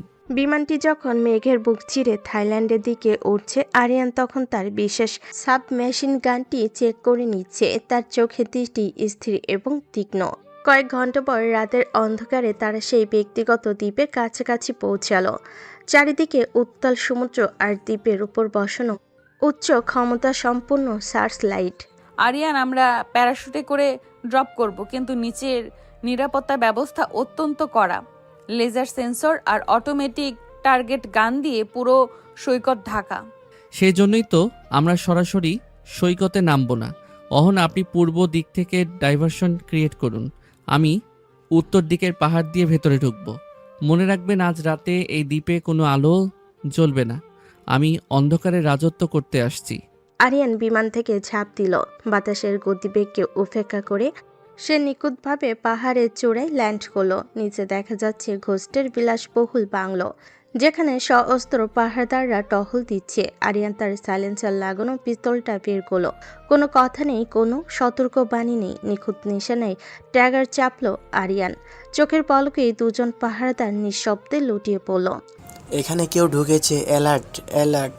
অ্যালার্ট দিয়ে লাভ নেই, কারণ তোমাদের জম অলরেডি তোমাদের সামনে দাঁড়িয়ে আছে। আরিয়ানের অ্যাকশন শুরু হলো। একের পর এক গার্ড এগিয়ে আসছে, কিন্তু আরিয়ানের ক্ষিপ্ততার সামনে কেউ দাঁড়াতে পারছে না। সে কেবল বন্দুক ব্যবহার করছে না, তার মার্শাল আর্ট মুভগুলো ছিল দেখার মতো। একজনের হাত মুচড়ে বন্দুক কেড়ে নিয়ে সে অন্যজনকে আঘাত করলো। তার প্রতিটি মুভমেন্ট ছিল পাওয়ারফুল আর ক্যালকুলেটেড। বাংলোর ভেতরে থাকা দ্য ঘোস্ট সিসিটিভিতে আরিয়ানের এই তাণ্ডব দেখে ভয়ে ঘামতে শুরু করলো। মেজর আরিয়ান, থামুন। আপনি যা চাইবেন আমি তাই দেব। টাকা, ক্ষমতা, যা চান।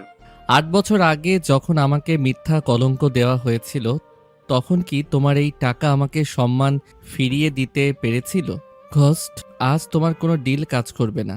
আমি টাকা নিতে আসিনি, আমি এসেছি হিসেব মেলাতে।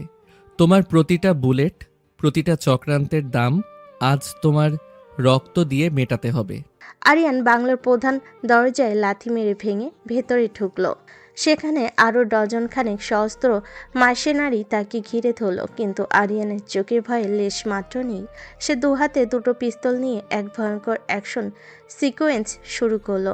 ড্রাইভিং দিয়ে মেঝেতে গড়িয়ে এসে নিশানায় গুলি ছুটতে লাগলো। ধোঁয়া আর বারুদের গন্ধে ঘর ভরে গেল। মাত্র 3 মিনিটের মাথায় পুরো হলরুম নিস্তব্ধ হয়ে গেল। মেঝেতে পড়ে আছে সব কয়টা গার্ড। আরিয়ান দাঁড়িয়ে তার জ্যাকেটে ধুলো ঝালো এবং ঘোস্টের অফিসের দিকে ধীর পায়ে এগিয়ে গেল। ঘোস্ট, বেরিয়ে আসো। ইঁদুরের মতো গর্তে লুকিয়ে থেকে লাভ নেই। আজ তোমার এই দ্বীপ তোমার শেষ ঠিকানা হবে। আরিয়ান যখন অফিসের ভেতর ঢুকলো, দেখলো ঘোস্ট একটা গোপন সুড়ঙ্গ দিয়ে পালানোর চেষ্টা করছে। আরিয়ান এক দৌড়ে গিয়ে তার গলা চেপে ধরলো এবং এক আছাড় দিয়ে তাকে মাটিতে ফেললো। আরিয়ানের বৌদ্ধ জুতো এখন ঘোস্টের বুকের ওপর। তুমি ভেবেছিলে টাকার জোরে তুমি ধরাছোঁয়ার বাইরে থাকবে? তুমি জানো না একজন আর্মি অফিসারের তেজ কতটা ভয়ঙ্কর হতে পারে। অহনা, সিগন্যাল দিন। ব্যাকআপ টিমকে বলুন আইল্যান্ড এখন আমাদের দখলে। চমৎকার অ্যাকশন ছিল আরিয়ান। আমি জানতাম আপনার অ্যাটিটিউডই হবে ওদের সব থেকে বড় ভয়। ঘোস্টের সব মেইন সার্ভার আমি হ্যাক করেছি। প্রজেক্ট পুনর্জন্মের সব রাঘব বোয়ালদের তথ্য এখন আমাদের হাতে। তোমাদের মতো আবর্জনাদের জায়গা ডাস্টবিনে নয়, বরং জেলের অন্ধকার কুঠুরিতে। কিন্তু তার আগে তোমার থেকে আমার কিছু ব্যক্তিগত তথ্য জানার আছে। আরিয়ানের চোখে সেই প্রতিহিংসা এখন এক বিচারকের মূর্তিতে রূপ নিয়েছে। কিন্তু হঠাৎ বাংলোর বাহিরের দিক থেকে এক বিশাল বিস্ফোরণের শব্দ হলো। অহনা আর আরিয়ান দুজনেই চমকে উঠল। দ্বীপের চারপাশ কাঁপিয়ে যখন বিশাল বিস্ফোরণটা হলো, তখন বাংলোর কাছের জানালাগুলো ভেঙে চুরমার হয়ে গেল। আগুনে লেলিহান শিখা আকাশের দিকে ধাবিত হচ্ছে। আরিয়ান মেঝের উপর ঘোস্টের বুকে পা দিয়ে দাঁড়িয়েছিল, কিন্তু ঝটকা সামলাতেই সে কিছুটা পিছিয়ে এলো। অহনা দ্রুত জানালার কাছে গিয়ে বাইরে তাকালো। তার চোখের মনি স্থির হয়ে গেল। দ্বীপের ঠিক দক্ষিণ দিক থেকে যোগাযোগ টাওয়ার আর হেলিকপ্টার প্যাডটা এখন জ্বলন্ত ধ্বংসস্তূপ। তার মানে পালানোর সব রাস্তা সুপরিকল্পিতভাবে বন্ধ করে দেওয়া হয়েছে। অহনা, পজিশন নিন। এটা কোনো বাইরের হামলা নয়, বরং এটা সেলফ ডিস্ট্রাকশন সিস্টেম হতে পারে, অথবা অন্য কেউ আমাদের এখানে কবর দিতে চাইছে। ঘোস্ট, এই বিস্ফোরণের মানে কি সত্যি? কথা বলো, না হলে তোমার মাথার খুলি আমি এখনই উড়িয়ে দেব। আমি তো আগেই বলেছিলাম মেজর সাহেব, আপনি বড় ভুল করেছেন। আমি তো কেবল এই প্রজেক্ট একটা মুখোশ ছিলাম। আসল নিয়ন্ত্রক তো অনেক বেশি শক্তিশালী। তারা চায় না আপনি বা অহনা এখান থেকে জ্যান্ত ফিরে যান। এই দ্বীপের নিচে টনটন বিস্ফোরক রাখা আছে। আপনারা আমার সাথে পড়ে ছাই হয়ে যাবেন। মরে আমি যাব না ঘোস্ট, বরং মরবে তোমার এই নোংরা সাম্রাজ্য। অহনা, আমাদের হাতে আর কতক্ষণ সময় আছে? আরিয়ান, সিস্টেম বলছে পুরো দ্বীপটা 10 মিনিটের মধ্যে পানির নিচে চলে যাবে। সব কানেকশন বিচ্ছিন্ন। আমাদের ব্যাকআপ টিম এই বিস্ফোরণের কারণে দ্বীপে ল্যান্ড করতে পারবে না। আমাদের নিজেদেরই পথ খুঁজে নিতে হবে। আরিয়ান এক মুহূর্ত সময় নষ্ট করলো না। তার ভেতরে থাকা সেই মারকুটে আর্মি অফিসারের সত্তা এখন আরও জাগ্রত। সে ঘোস্টকে টেনে হিঁচড়ে নিয়ে বাংলার পেছনের দিকে দৌড়াতে শুরু করলো। চারিদিকে শুধু আগুনের গোল্লা পড়ছে। আরিয়ানের অ্যাটিটিউড এখন দেখার মতো। তার চেহারায় ভয়ের ছিটেফোঁটা নেই, বরং এক অদম্য জেদ ফুটে উঠেছে। পথে কয়েকজন অবশিষ্ট গার্ড তাদের আটকানোর চেষ্টা করলো, কিন্তু আরিয়ান যেন এক জীবন্ত তুফান। সে এক হাতে সাব মেশিন গান চালাচ্ছে আর অন্য হাতে ঘোস্টকে নিয়ন্ত্রণ করছে। তার প্রতিটি বুলেট নিখুঁতভাবে শত্রুর কপাল ভেদ করে যাচ্ছে।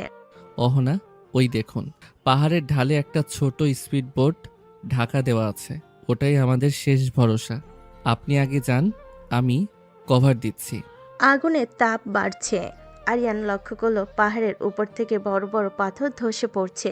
সে অহনাকে পাহাড় দিয়ে বোটের কাছে নিয়ে গেল, কিন্তু ঠিক তখনই পাহাড়ের উপর থেকে একজন রহস্যময় ব্যক্তিকে দেখা গেল।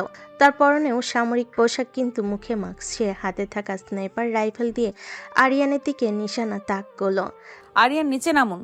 স্নাইপার! আরিয়ান সেকেন্ডের ভগ্নাংশের মধ্যে মাটিতে স্লাইড করে সরে গেল।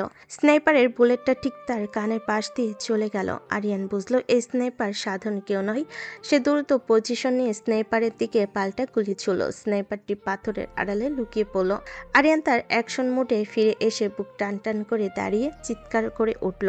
কাপুরুষের মতো ওপর থেকে গুলি চালানো বন্ধ করো। ক্ষমতা থাকলে সামনে আসো।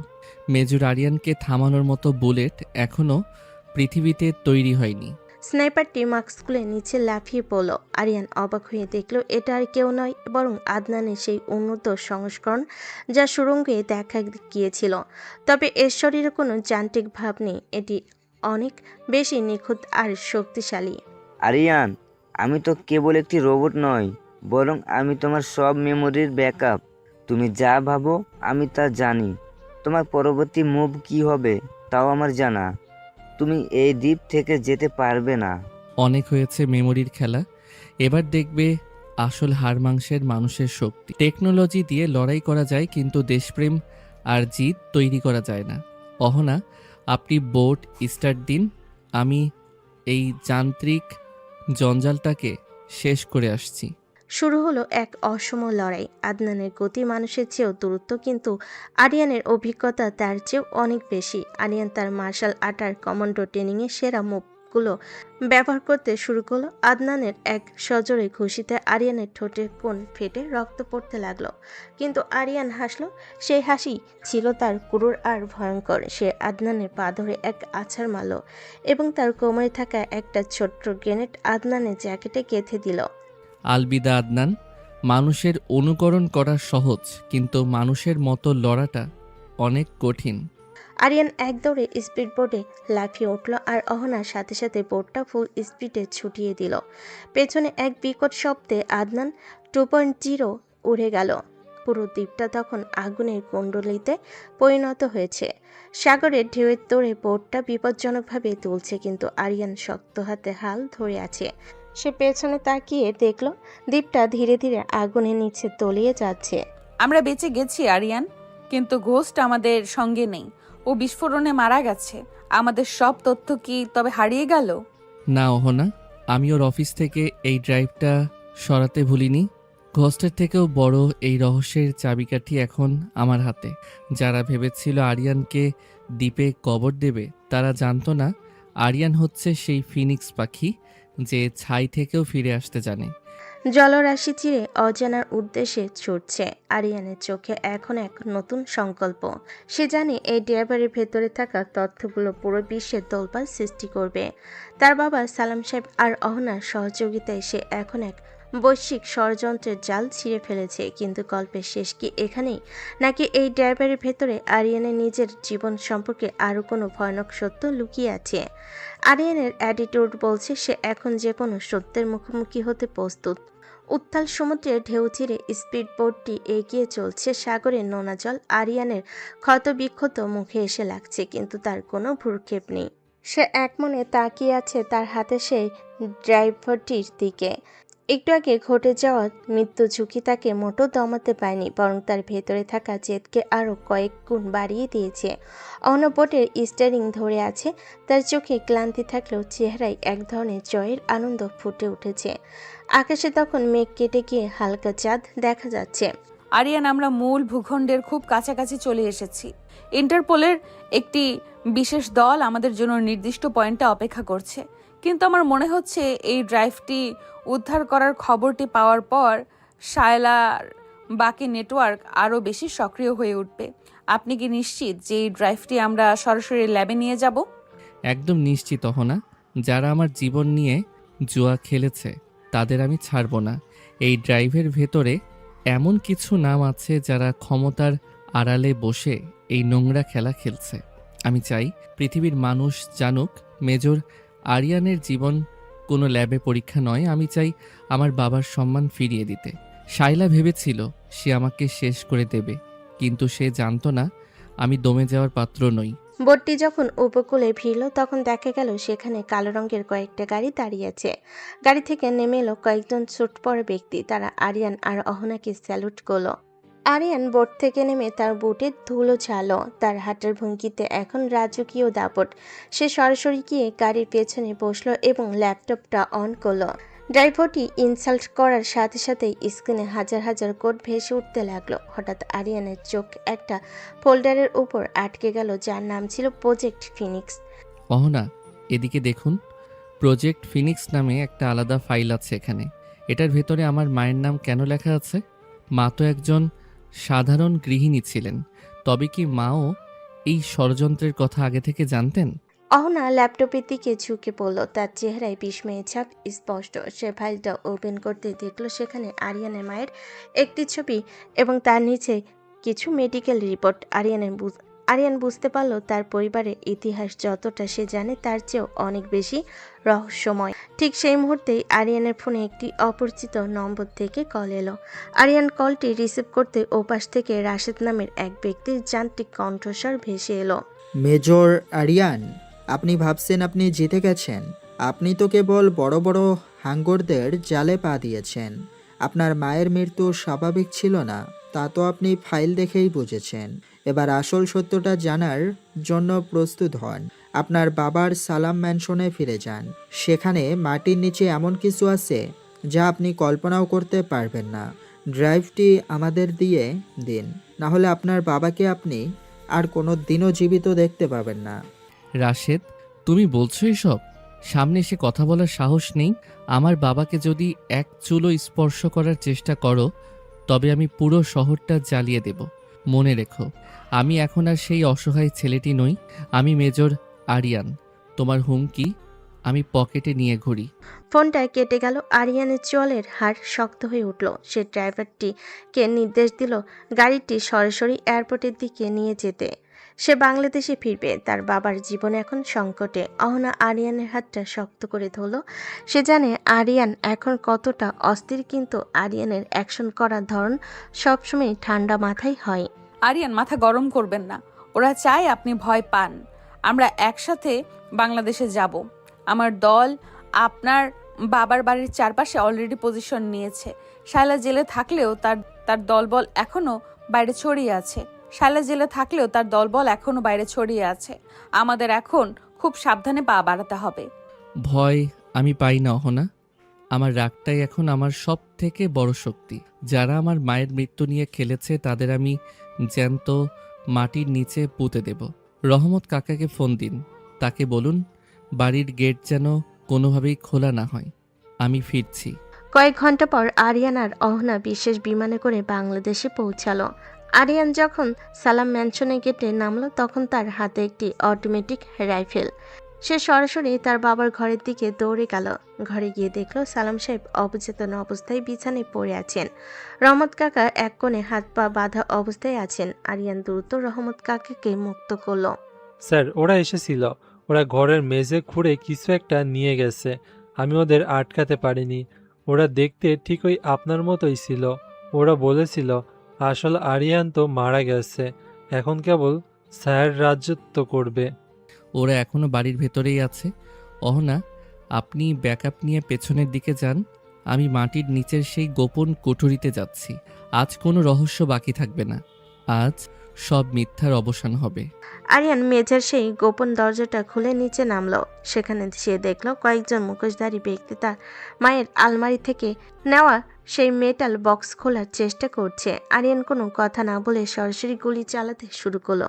ঘরটা বারুদের গন্ধে ভরে গেল। আরিয়ানের অ্যাকশন আর অ্যাটিটিউড দেখে মনে হচ্ছিল সে একাই এক বিশাল বাহিনী। মুখোশধারীদের কুপকাত করে সে মেটাল বক্সটা হাতে নিল। বক্সটি খোলার পর আরিয়ান দেখল সেখানে একটা ডিএনএ রিপোর্ট আছে যা 8 বছর আগের। এই রিপোর্ট অনুযায়ী আমি তো সালাম সাহেবের সন্তান নই। তবে কি আমার আসল পরিচয় অন্য কিছু? মিম আর শাইলা কি তবে আমাকে মিথ্যে অপবাদ দিয়ে বাড়ি থেকে বের করে দেওয়ার পেছনে অন্য কোনো কারণ ছিল? আরিয়ানের পায়ের শব্দ শুনে পেছনে অন্ধকার থেকে কেউ একজন হাততালিতেই বেরিয়ে এলো। আরিয়ান রাইফেল তাক করে দেখলো সেখানে দাঁড়িয়ে আছে তার সৎমা রাহেলা বেগম, যাকে সে ভেবেছিল জেলেই আছে। রাহেলা বেগমের মুখে এক পৈশাচিক হাসি। আরিয়ান, তুমি বড় দেরি করে ফেলেছ। এই বাক্সের সত্যিটা জানলে তুমি নিজেই নিজেকে ঘৃণা করতে শুরু করবে। তুমি জানো তোমার আসল বাবা কে ছিল? সে ছিল এই প্রজেক্টের প্রতিষ্ঠাতা, যাকে তোমার এই সালাম সাহেবই খুন করেছিলেন। তোমাকে পালক ছেলে হিসেবে বড় করা হয়েছিল কেবল একটা এক্সপেরিমেন্ট হিসেবে। আরিয়ানের আকাশটা যেন ভেঙে পড়ল। তবে কি তার এতদিনের ঘৃণা আর ভালোবাসা সবটাই ভুল ছিল? রাহেলা বেগম কি সত্যি বলছে, নাকি এটাও নতুন কোনো চক্রান্ত? আরিয়ান তার রাইফেলের ট্রিগারে আঙ্গুল রাখলো। সে আজ আর কোনো মিথ্যা শুনতে চায় না। সে চাই কেবল চূড়ান্ত সত্য। মাটির নিচের গোপন কুঠুরিটা এখন এক বিভীষিকাময় স্তব্ধতায় ডুবে আছে। দেওয়ালে ঝোলানো টিমটিমে আলোয় রাহেলা বেগমের কুটিল হাসিটা আরো ভয়ঙ্কর দেখাচ্ছে। আরিয়ানের হাতের রাইফেলটা সামান্য কেঁপে উঠল, কিন্তু সে পরক্ষণে নিজেকে সামলে নিল। তার মস্তিষ্ক এখন দ্রুত কাজ করছে। রাহেলা বেগম যা বলছেন তা যদি সত্য হয়, তবে আরিয়ানের পুরো অস্তিত্বই এক বিশাল মিথ্যের উপর দাঁড়িয়ে আছে। তার মা বাবা, তার শৈশব, সব কিছু কি তবে একটা সাজানো ল্যাবরেটরি এক্সপেরিমেন্ট? রাহেলা বেগম, আপনার প্রতিটি কথা বিষের মতো, কিন্তু আমি জানি আপনি মিথ্যে বলতে ওস্তাদ। সালাম সাহেব আমার বাবা নন। এটা হয়তো আপনার সাজানো কোনো নতুন নাটক। তিনি আমাকে বাঁচানোর জন্য নিজের জীবন বাজি রেখেছেন, আর আপনি বলছেন তিনি খুনি? আমি এই জঞ্জাল মার্কা কথা বিশ্বাস করি না। বিশ্বাস করা না করা তোমার ব্যাপার আরিয়ান, কিন্তু সত্যিটা ওই মেটাল বক্সের ভিতরেই আছে। সালাম সাহেব জানতেন তুমি কার ছেলে। তিনি চেয়েছিলেন তোমাকে নিজের কবজায় রেখে এই প্রজেক্টের সব গোপন কোড হাতিয়ে নিতে। তোমার মা সেই সত্যটা জেনে গিয়েছিলেন বলেই তাকে মরতে হয়েছিল। তুমি যাকে নিজের মা ভেবে আজীবন সম্মান করেছো, সেই তো ছিল এই প্রজেক্টের একজন কেয়ারটেকার মাত্র। তোমার আসল জন্মদাত্রীকে ছিল তা তুমি কল্পনাও করতে পারবে না। আরিয়ান মেঝের উপর পড়ে থাকা সেই ডিএনএ রিপোর্টটা আবার হাতে নিল। রিপোর্টের পাতায় বড় বড় করে লেখা আছে সাবজেক্ট নাম্বার 01। তার মানে সে কোনো সাধারণ সন্তান নয়, বরং এই প্রজেক্টের প্রথম সফল উৎপাদন। আরিয়ানের ভেতরে সেই আর্মি অফিসার সত্তা এখন ভেঙে চুরমার হতে শুরু করেছে, কিন্তু তার অ্যাটিটিউড তাকে শক্ত থাকতে বাধ্য করছে। সে সজোরে রাহেলা বেগমের দিকে রাইফেল তাক করলো। আপনি খুব বেশি কথা বলছেন রাহেলা বেগম। আপনার এই বিষাক্ত মুখটা চিরতরে বন্ধ করে দেওয়ার সময় এসেছে। আপনি জেলে নেই কেন তার হিসেব আমি পরে নেব, কিন্তু এখন আপনার বিদায় ঘন্টা বাজছে। আরিয়ান যখন টিগারে আঙ্গুল রাখতে যাবে, ঠিক তখনই কোঠরির প্রবেশপথে অহনা এসে দাঁড়ালো। অহনার হাতেও বন্দুক, কিন্তু তার লক্ষ্য আরিয়ান বা রাহেলা বেগম নয়, বরং দেওয়ালের এক কোণে থাকা একটি গোপন ডায়নামাইট। আরিয়ান থামুন, রাহেলা বেগম একা নন। এই কুঠুরির নিচে এমন কিছু আছে যা ফাটলে পুরো সালাম মেনশন ধুলোয় মিশে যাবে। আরিয়ান, আপনি যা শুনেছেন তার সবটা বিশ্বাস করবেন না। রাহেলা বেগম আপনাকে উস্কানি দিচ্ছে যাতে আপনি ভুল কোনো পদক্ষেপ নেন। সালাম সাহেব এখন জ্ঞান ফিরে পেয়েছেন এবং তিনি সব বলতে প্রস্তুত। অহন, আপনি এই রিপোর্টের কথা জানতেন? আপনি জানতেন আমি সালাম সাহেবের রক্ত নই? কেন আমাকে আগে বলেননি? আমি জানতাম আপনি সালাম সাহেবের সন্তান নন, কিন্তু আপনার আসল পরিচয় জানার জন্য আমাদের এই মেটাল বক্সটা প্রয়োজন ছিল। আরিয়ান, আপনি কোনো ল্যাবের সৃষ্টি নন, বরং আপনি একজন রাজপুত্রের মতো মর্যাদাবান পরিবারের সন্তান, যাদের এই প্রজেক্টের মাধ্যমে বংশ করা হয়েছিল। সালাম সাহেব আপনাকে খুন করতে নয়, বরং আপনাকে রক্ষা করতে নিজের কাছে রেখেছিল। রাহেলা বেগম এই ষড়যন্ত্রের ছোট্ট একটা অংশ মাত্র। রাহেলা বেগম হঠাৎ একটা রিমোট বের করে অট্টহাসি দিয়ে উঠল। সে চিৎকার করে বলল, কেউ বাঁচবে না। আরিয়ান যদি আমার না হয়, তবে এই সত্য এই মাটির নিচেই চাপা পড়বে। সজল জেলখানায় পড়ছে, আর আমার জীবন তো আগেই শেষ। এবার তোমাদের পালা। রাহেলা বেগম রিমোটের বাটন প্রেস করার আগে আরিয়ান এক অদ্ভুত ক্ষিপ্ততায় তার কবজি লক্ষ্য করে গুলি ছুড়ল। রিমোটটা ছিটকে দূরে পড়ে গেল। অহনা দ্রুত এগিয়ে গিয়ে রাহেলা বেগমকে কাবু করল। আরিয়ান সেই মেটাল বক্সটা নিয়ে উপরে উঠে এলো। তার বাবার ঘরে গিয়ে দেখলো সালাম সাহেব ঢুকছেন। আরিয়ান তার সামনে গিয়ে হাঁটু গেড়ে বসলো। তার চোখে এখন সহস্র প্রশ্ন। আরিয়ান, আমি জানি তুই সব জেনে গেছিস। আমি অপরাধী, কিন্তু তোকে আমি নিজের সন্তানের চেয়েও বেশি ভালোবেসেছি। তোর আসল বাবা আমার খুব ঘনিষ্ঠ বন্ধু ছিল। তাকে সাইলার বাবা খুন করেছিল, কারণ তিনি এই প্রজেক্টের বিরুদ্ধে দাঁড়িয়েছিলেন। আমি তোকে সেখান থেকে তুলে আনি, যাতে বড় হয়ে তুই এই অন্যায়ের প্রতিশোধ নিতে পারিস। তোর মা, সেও জানতো। আমরা তোকে বাঁচিয়ে রাখতে চেয়েছিলাম আরিয়ান। বাবা, আপনি আমাকে কেন আগে বললেন না? আমি 8 বছর অপমানের বোঝা নিয়ে ঘুরেছি। আমি ভেবেছি আপনি আমাকে ঘৃণা করেন। আজ যখন আমি সব জানলাম, তখন মনে হচ্ছে আমার পায়ের নিচে কোনো মাটি নেই। আরিয়ান ঘর থেকে বেরিয়ে বাইরে বাগানে চলে এলো। ভোরের আলো ফুটতে শুরু করেছে। সে তার মেজরের ক্যাপটা খুলে হাতে নিল। তার ইউনিফর্মটা আজ অনেক ভারী মনে হচ্ছে। অহনা তার পেছনে এসে দাঁড়ালো। আরিয়ান, ভেঙে পড়লে চলবে না। আপনার লড়াই এখন কেবল শুরু। প্রজেক্ট ফিনিক্সের মূল পান্ডা রাশেদ এখনো বাইরে। সে আপনার বাবার বন্ধুকে খুন করেছিল এবং সেই আপনার আসল শত্রু। এই মেটাল বক্সের ভেতরে থাকা চিপটা দিয়ে আমরা রাশেদকে ধরতে পারবো। আপনি কি আমার সাথে যাবেন? আমি যাব অহনা, তবে এবার আর কোনো প্রোটোকল নয়।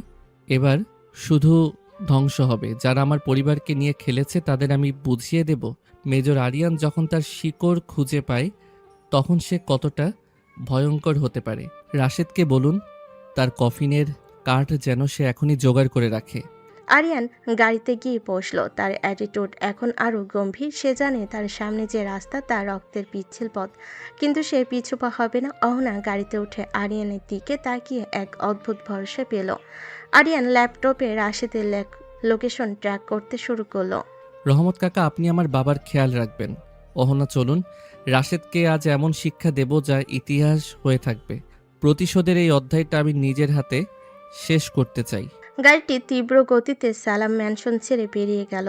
আরিয়ানের চোখে এখন আগুনে লেলিহান শিখা। সে তার আসল পরিচয়ের মর্যাদা রক্ষা করতে আর অন্যের শেকড় উপড়ে ফেলতে প্রস্তুত। গল্পের মোড় এখন এক নতুন দিগন্তে। আরিয়ান আর অহনার গাড়িটা যখন হাইওয়ে দিয়ে তীরের বেগে ছুটছিল, ঠিক তখনই আরিয়ানের ল্যাপটপে একটা সংকেত বেজে উঠল।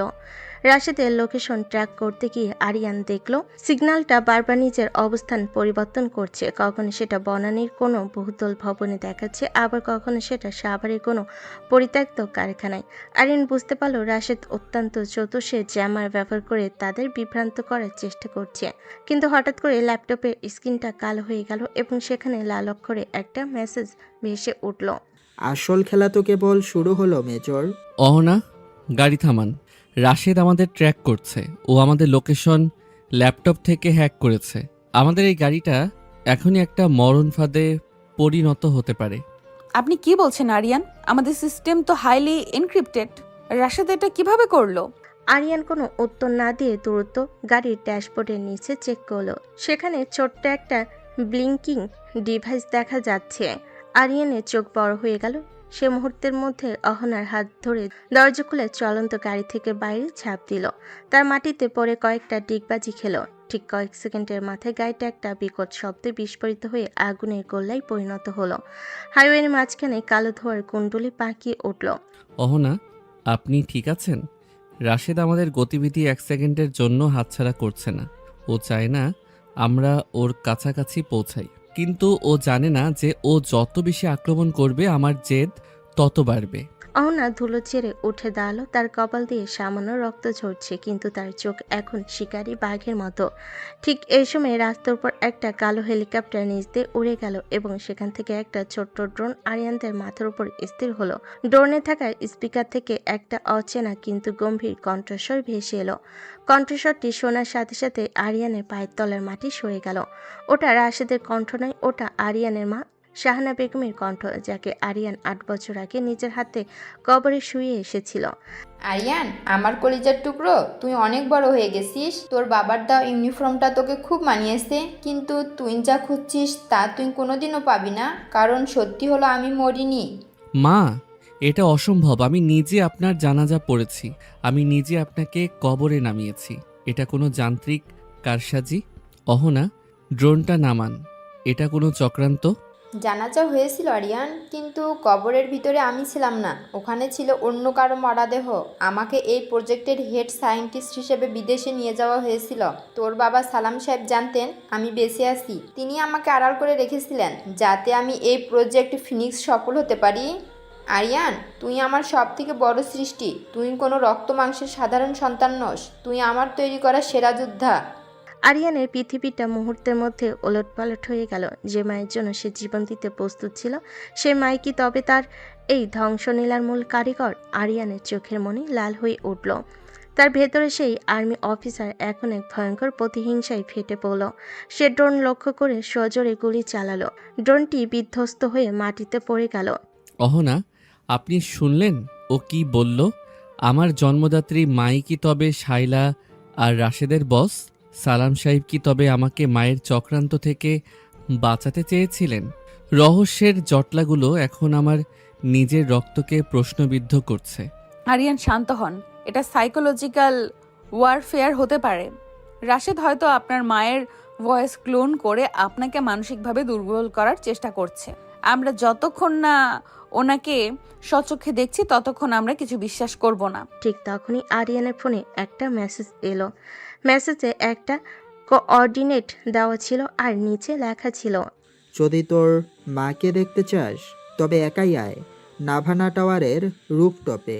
পুলিশ বা ইন্টারপোল সাথে থাকলে তুই কেবল তোর মায়ের মৃতদেহ পাবি। আরিয়ান মেসেজটা অহনাকে দেখালো না। সে এক মুহূর্তের জন্য অহনার দিকে তাকালো। অহনা, আপনি এখানে ব্যাকআপের জন্য অপেক্ষা করুন, আমি আসছি। আমাকে এই সত্যটা একা মোকাবেলা করতে হবে। আরিয়ান হাইওয়েতে থাকা একটা মোটরসাইকেলে স্টার্ট দিল এবং ঝড়ে গতিতে বাইরের দিকে রওনা হলো। তার চোখে এখন কেবল সেই মা নারীটির মুখ ভাসছে যাকে সে মা বলে ডাকত। কিন্তু এবার আরিয়ানের হাতে কোনো দয়া নেই। সে আজ শুধু মেজর আরিয়ান নয়, সে আজ এক বিচারক।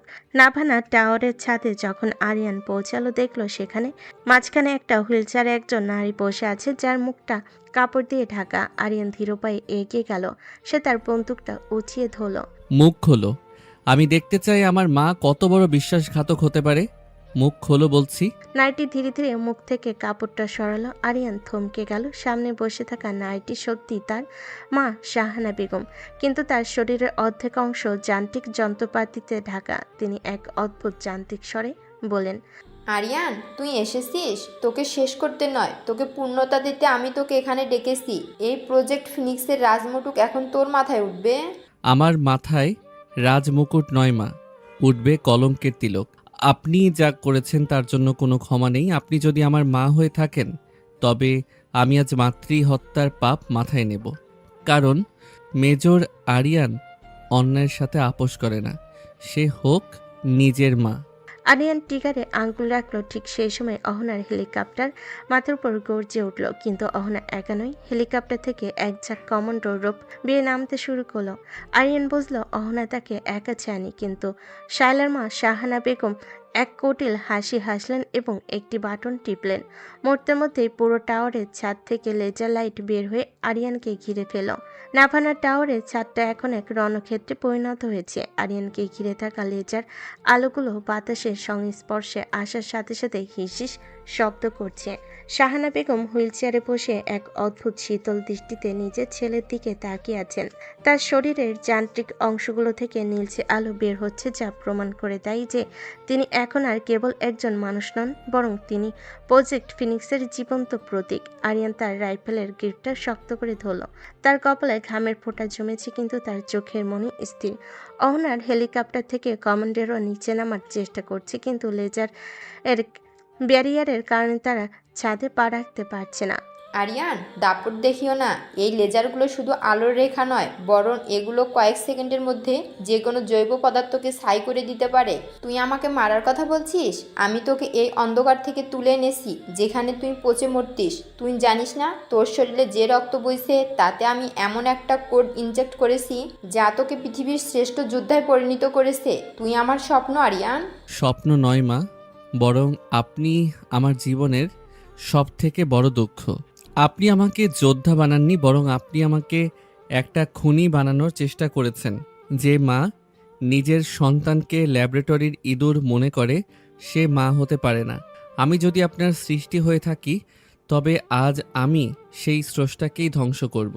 আমার এই ইউনিফর্ম আমাকে শিখিয়েছে দেশ আর মানুষের উপরে কেউ নয়।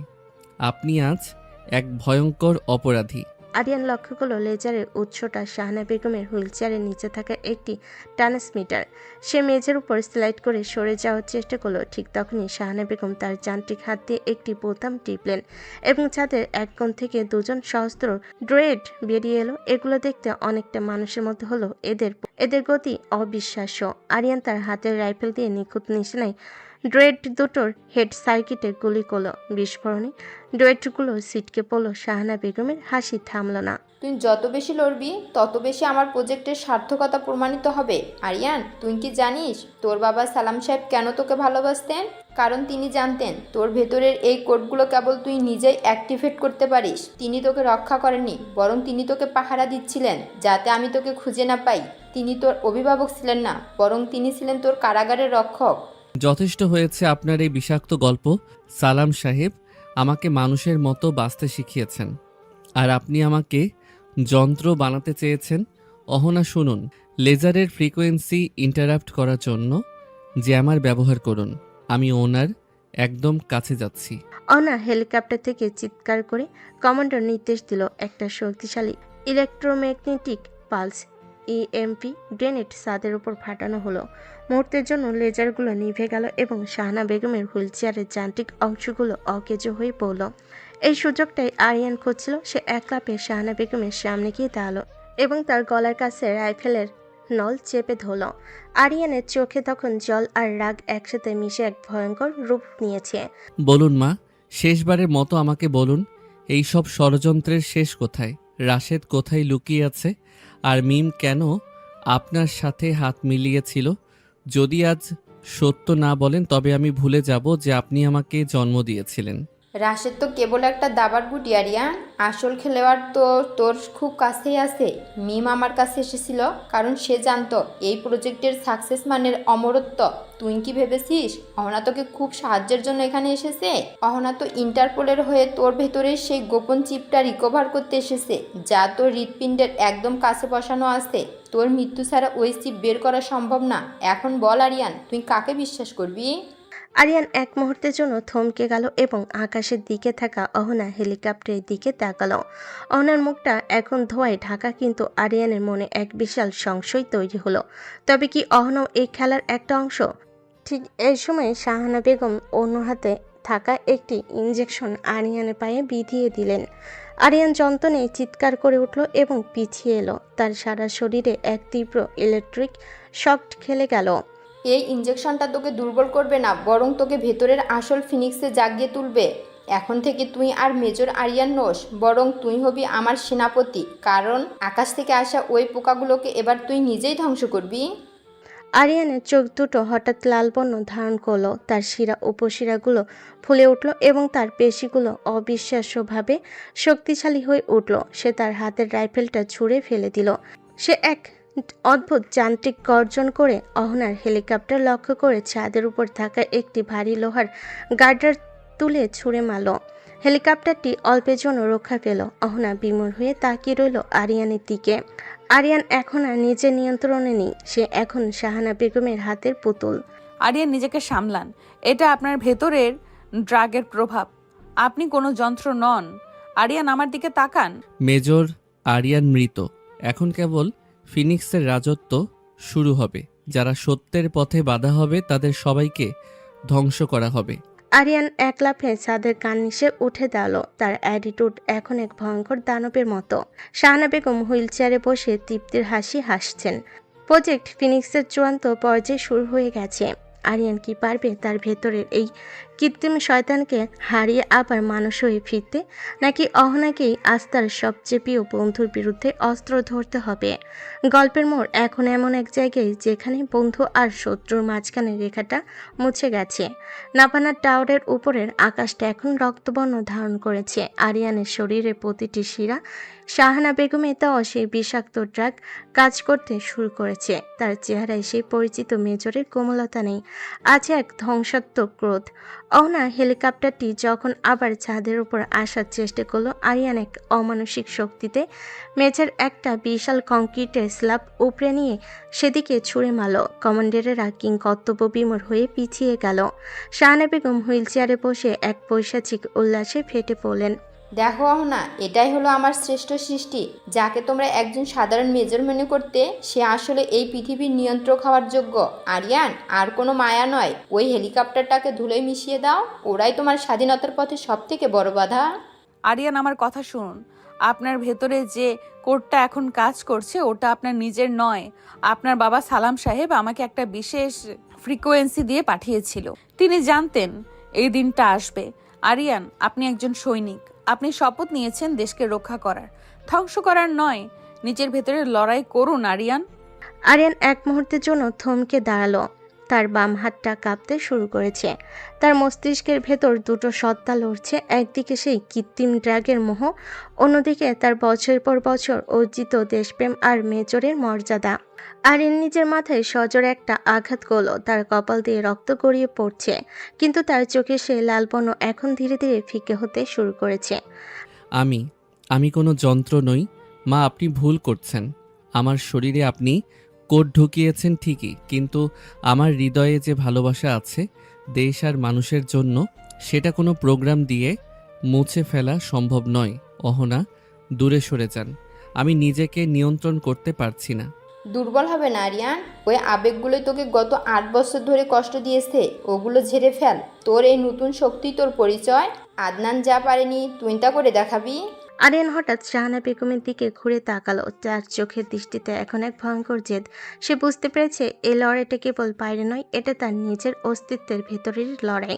সে ধীর পায়ে শাহানা বেগমের দিকে এগিয়ে যেতে লাগলো। শাহানা বেগম কিছুটা ঘাবড়ে গেলেন।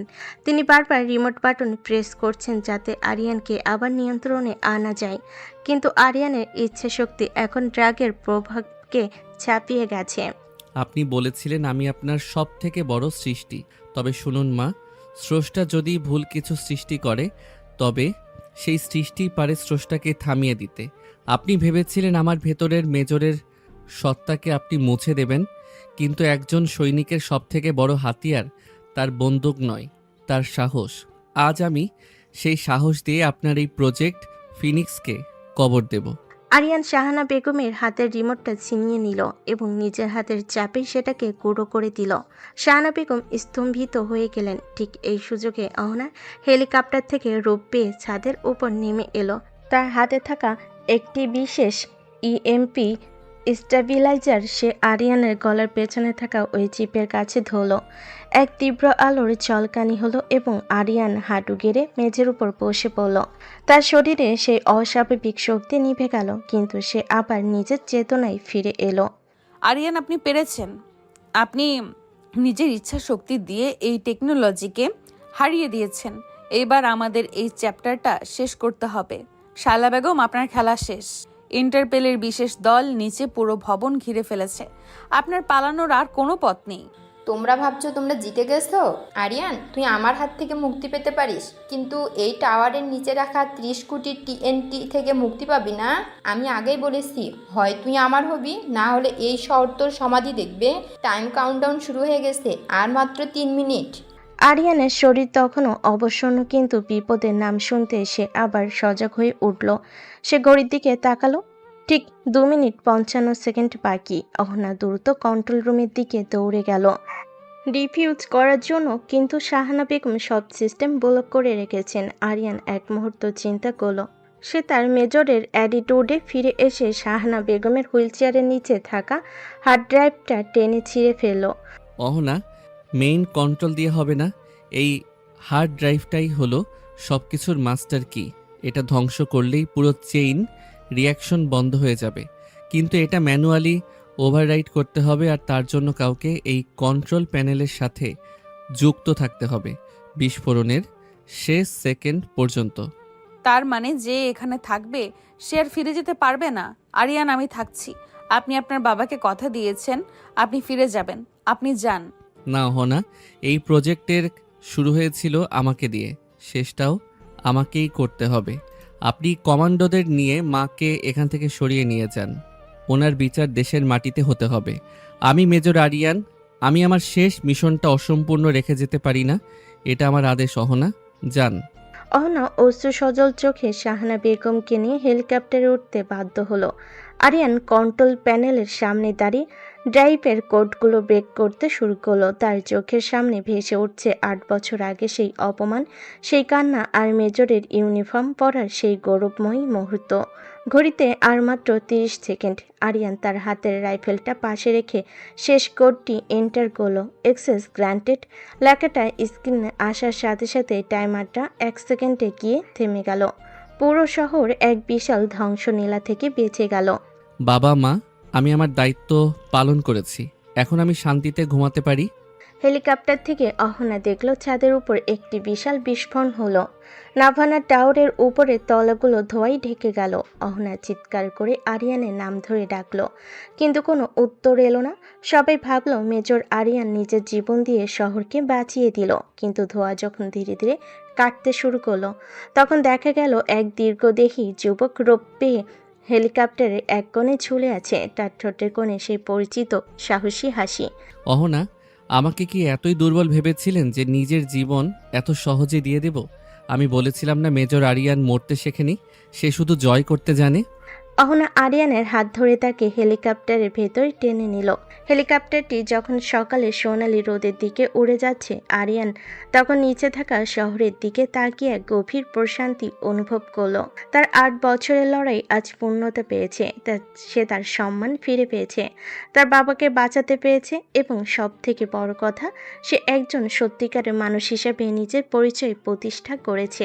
হেলিকপ্টারটি যখন ঢাকার আকাশে উঠছে, সবাই ভাবলো বিপদ কেটে গেছে, কিন্তু আরিয়ানের মুখ থমথমে। সে হেলিকপ্টারে এক কোণে বসে শাহানা বেগমের দিক থেকে নজর সরাচ্ছে না। শাহানা বেগম তখন এক রহস্যময়ী হাসি হাসছেন। আরিয়ান বুঝতে পারল 300 কেজি টিএনটি আর ড্রাগের গল্পটি ছিল কেবল একটি ডাইভারশন।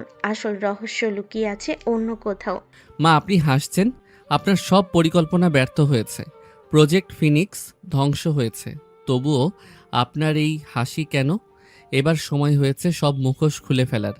অহনা, হেলিকপ্টার ল্যান্ড করান সেই পুরনো পরিত্যক্ত জমিদার বাড়িতে, যেখানে 8 বছর আগে আমার উপর ধর্ষণের মিথ্যা অপবাদ দেওয়া হয়েছিল। সব রহস্যের শুরু সেখানে, শেষটাও সেখানেই হবে। জমিদার বাড়ির সেই জরাজীর্ণ আঙ্গিনায় হেলিকপ্টার নামলো। সেখানে আগে থেকেই হুইলচেয়ারে বসা সালাম সাহেব এবং হাত করা পড়া অবস্থায় সজল ও রাহেলা বেগমকে নিয়ে আসা হয়েছে। আরিয়ান তার মেজরের ইউনিফর্মের হাতা গুটিয়ে সবার মাঝখানে এসে দাঁড়ালো। তার হাতে সেই ব্ল্যাক বক্স এবং মাদার ড্রাইভ। আজ এখানে বিচার হবে। অহন, আপনি ইন্টারপোলের তথ্যগুলো দিন। শায়লা আসলে কে, আর ওই রাতে সত্যি কি ঘটেছিল? আরিয়ান, আসল সত্যটা হলো শায়লা কোনো নির্যাতিত ছিল না। শায়লা ছিল শাহানা বেগমের নিজের ছোট বোন, অর্থাৎ আপনার খালা, আপনার আপন খালা। শাহানা বেগম আর শায়লা মিলে এই প্রজেক্ট শুরু করেছিল। ওই রাতে কোনো ধর্ষণই হয়নি। শায়লা আপনার খাবারের সাথে ড্রাগ মিশিয়ে আপনাকে অজ্ঞান করেছিল এবং সজলের সাহায্যে নাটকটি সাজানো হয়েছিল, যাতে আপনাকে আইনের চোখে অপরাধী বানিয়ে ল্যাবে নিয়ে যাওয়া যায়। আর আপনি বাবা, আপনি কেন চুপ ছিলেন? আরিয়ান, আমি চুপ ছিলাম কারণ শাহানা আমাকে ব্ল্যাকমেল করেছিল। সে বলেছিল যদি আমি তোকে বাড়ি থেকে বের না করি, তবে সে তোকে ল্যাবে নিয়ে চিরতরে শেষ করে দেবে। আমি তোকে বাঁচানোর জন্যই ওই রাতে পুলিশের হাতে তোকে তুলে না দিয়ে বাড়ি থেকে তাড়িয়ে দিয়েছিলাম। আমি চেয়েছিলাম তুই দূরে গিয়ে নিজেকে তৈরি করিস। ওই অপবাদ ছিল তোর জীবনের সুরক্ষা কবচ, কারণ অপরাধী হিসেবে তুই পুলিশের নজরে থাকবি আর শাহানা তোকে সহজে ধরতে পারবে না। আরিয়ান স্তব্ধ হয়ে শুনছিল। সে এবার শাহানা বেগমের দিকে এগিয়ে গেল। মা, আপনি আপনার নিজের বোনকে দিয়ে আপনার ছেলের বিরুদ্ধে এমন জঘন্য অভিযোগ করালেন শুধু একটা প্রজেক্টের জন্য? তুই বুঝবি না আরিয়ান, ক্ষমতার কোনো আত্মীয় নেই। আমি চেয়েছিলাম তুই হোস এক অপরাজয় শক্তি। শায়লা এখন কোথায় জানিস? ও মরেনি। শায়লাই হলো সেই মিম যে প্লাস্টিক সার্জারি করে তোর জীবনে আবার ফিরে এসেছিল। মিম আর শায়লা একই ব্যক্তি। আরিয়ানের পায়ের তলার মাটি সরে গেল। মিমি তবে শায়লা, যে মেয়েটির জন্য সে 8 বছর কলঙ্ক বয়ে বেরিয়েছে। সে মেয়েটি আবার তার প্রেমিকা সেজে তাকে ধ্বংস করতে এসেছিল। আরিয়ান মিমের দিকে তাকালো। সে এখন ইন্টারপোলের পাহারার এক কোণে দাঁড়িয়ে কাঁপছে। মিম অথবা শায়লা, তোমাদের এই নোংরা খেলার সমাপ্তি আমি আজ দিচ্ছি। অহনা, এই ড্রাইভের ভেতরে শুধু প্রজেক্টের তথ্য নেই, এতে আছে এই দেশের শীর্ষ পর্যায়ের কিছু দুর্নীতিবাজদের নাম, যারা শাহানা বেগমকে সাহায্য করছিল। আজ আমি আর মেজর আরিয়ান হিসেবে নয়, একজন সন্তান হিসেবে এই কলঙ্ক মুছে ফেলব। আরিয়ান তার পকেট থেকে একটি লাইটার বের করলো। সে ড্রাইভটি এবং মায়ের দেওয়া সেই ডিএনএ রিপোর্টগুলো এক জায়গায় জড়ো করলো। যে পরিচয় আমাকে যন্ত্র বানাতে চাই, সেই পরিচয় আমার দরকার নেই। আমি সালাম সাহেবের ছেলে, আমি এই মাটির সন্তান, এটাই আমার একমাত্র পরিচয়। আরিয়ান আগুন ধরিয়ে দিল সেই নথিপত্রে। দাউ দাউ করে চলে উঠল সব রহস্য আর ষড়যন্ত্রের দলিল। শাহানা বেগম চিৎকার করে উঠলেন, কিন্তু আরিয়ান পিছন ফিরে তাকালো না। সে তার বাবার হুইল চেয়ারের পেছনে গিয়ে দাঁড়ালো। বাবা চলুন বাড়ি ফিরি। 8 বছর পর আজ আমি সত্যি মুক্ত। অহনা, এদের সবাইকে নিয়ে যান। আইনের সর্বোচ্চ সাজা যেন এরা পায়। আজ থেকেই পৃথিবীতে প্রজেক্ট ফিনিক্স বলে কিছু থাকলো না, থাকলো শুধু এক মেজর, যে তার সম্মান আর পরিবারকে ফিরে পেয়েছে। আরিয়ান, আপনি আপনার আসল বাবার পরিচয় জানতে চাইলেন না? যে বাবা আমাকে আগলে রেখেছেন, যার আদরে আমি মানুষ হয়েছি, তিনি আমার আসল বাবা। রক্তের সম্পর্কের চেয়েও বড় হলো বিশ্বাসের সম্পর্ক। আমার মা শাহানা বেগম হতে পারেন, কিন্তু আমার আদর্শ আপনি নন মা। আমার আদর্শ আমার এই ইউনিফর্ম। সূর্য ডুবছে জমিদার বাড়ির পেছনে। আরিয়ান তার বাবার হাত ধরে ধীরে ধীরে পায়ে এগিয়ে যাচ্ছে এক নতুন সকালের দিকে। সজল, রাহেলা, মিম আর সাহেলা বেগমকে নিয়ে যাওয়া হলো চিরতরের জন্য জেলের অন্ধকারে। 8 বছরে সেই অভিশপ্ত রাতের রহস্য আজ ধুলোই মিশে গেল। মেজর আরিয়ান প্রমাণ করল সত্যের জয় সবসময় ধীরে হলো তা অনিবার্য। কলঙ্কিত সেই ছেলেটি আজ দেশের গর্ব, এক অপরাজেয় আর্মি অফিসার। আরিয়ান থমকে দাঁড়ালো। সে দেখল অহনার হাতে থাকা ইন্টারপোল ট্র্যাকারটি তীব্রভাবে কাঁপছে। শাহানা বেগম, যিনি এতক্ষণ পুলিশের কবজায় ছিলেন, তিনি হঠাৎ হা হা করে হেসে উঠলেন। তারা সেই হাসি পুরো জমিদার বাড়ি নিস্তব্ধ চিরে দিল। আরিয়ান, তুমি ভাবলি সব শেষ? তুই কি একবারও ভেবে দেখছিস কেন আদনান 1.0 এবং 2.0 তোকে ছায়া বলেছিল? তুই কি জানিস তোর পিঠের ওই কাটা দাগটা কিসের? মা, ধাঁধা বন্ধ করুন, সত্যটা আমি জেনে গেছি। না আরিয়ান, তুই যা জেনেছিস তা হলো মলাট, বইয়ের ভেতরটা এখনো বাকি। তুই কি জানিস 8 বছর আগে যখন তোকে বাড়ি থেকে বের করা হয়েছিল, তার ঠিক 3 দিন পর আসল আরিয়ান একটা সড়ক দুর্ঘটনায় মারা গিয়েছিল? আরিয়ানের হাত থেকে তার বাবার হুইল চেয়ারের গ্রিপটা আলগা হয়ে গেল। সে অবিশ্বাসের দৃষ্টিতে শাহানা বেগমের দিকে তাকালো। সালাম সাহেবের মুখটা হঠাৎ ফ্যাকাশে হয়ে গেল। তিনি মাথা নিচু করে নিলেন।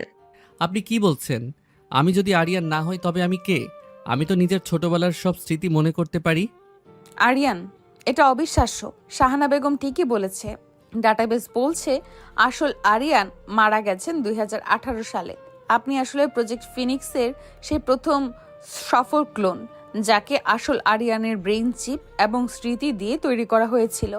আপনার শরীরে মানুষের রক্ত আছে ঠিকই, কিন্তু আপনার অস্তিত্ব শুরু হয়েছে একটি ল্যাবে। আরিয়ানের মাথায় যেন আকাশ ভেঙে পড়ল। তার নিজের হাতের দিকে তাকালো। যে হাত দিয়ে সে দেশের সেবা করেছে, সে হাত দিয়ে সে সালাম সাহেবকে বাবা বলে ডেকেছে। সেই হাত কি তবে কৃত্রিম? সে কি কোনো মায়ের গর্ভজাত সন্তান নয়? সালাম সাহেব তোকে গ্রহণ করেছিলেন কারণ তিনি তার আসল ছেলেকে হারানোর শোক সইতে পারছিলেন না। তিনি জানতেন তুই ক্লোন, তবুও তিনি তোকে আরিয়ানের স্মৃতি দিয়ে বড় করেছেন। তুই ছিলি আমার ল্যাবের শ্রেষ্ঠ পণ্য, যাকে আমি সমাজসেবা আর দেশপ্রেমের ইমোশন দিয়ে প্রোগ্রাম করেছিলাম, যাতে কেউ সন্দেহ না করে। বাবা, এটা কি সত্যি? আমি কি আপনার ছেলে নই? আমি কি কেবল একটা যন্ত্রের প্রতিচ্ছবি? আরিয়ান, তুই ক্লোন হতে পারিস, কিন্তু তোর ভেতর যে মানবিকতা আমি দেখেছি তা আসল আরিয়ানের চেয়েও বেশি ছিল। তুই ল্যাবে তৈরি হতে পারিস, কিন্তু তোর আত্মাটা আমি নিজের হাতে গড়েছি। তুই আমার ছেলে আরিয়ান। ঠিক সেই মুহূর্তে জমিদার বাড়ির ছাদ থেকে এক দড়িতে ঝুলে নিচে নামলো আরেকজন যুবক। তার চেহারা, তার চোখ, তার হাঁটার ভঙ্গি হুবহু আরিয়ানের মতো, কিন্তু তার চোখে কোনো মায়া নেই। আছে শুধু এক পৈশাচিক জিদ। তার ইউনিফর্মে মেজরের র্যাঙ্ক নেই, আছে এক বিশেষ ব্ল্যাক কমান্ডোর চিহ্ন।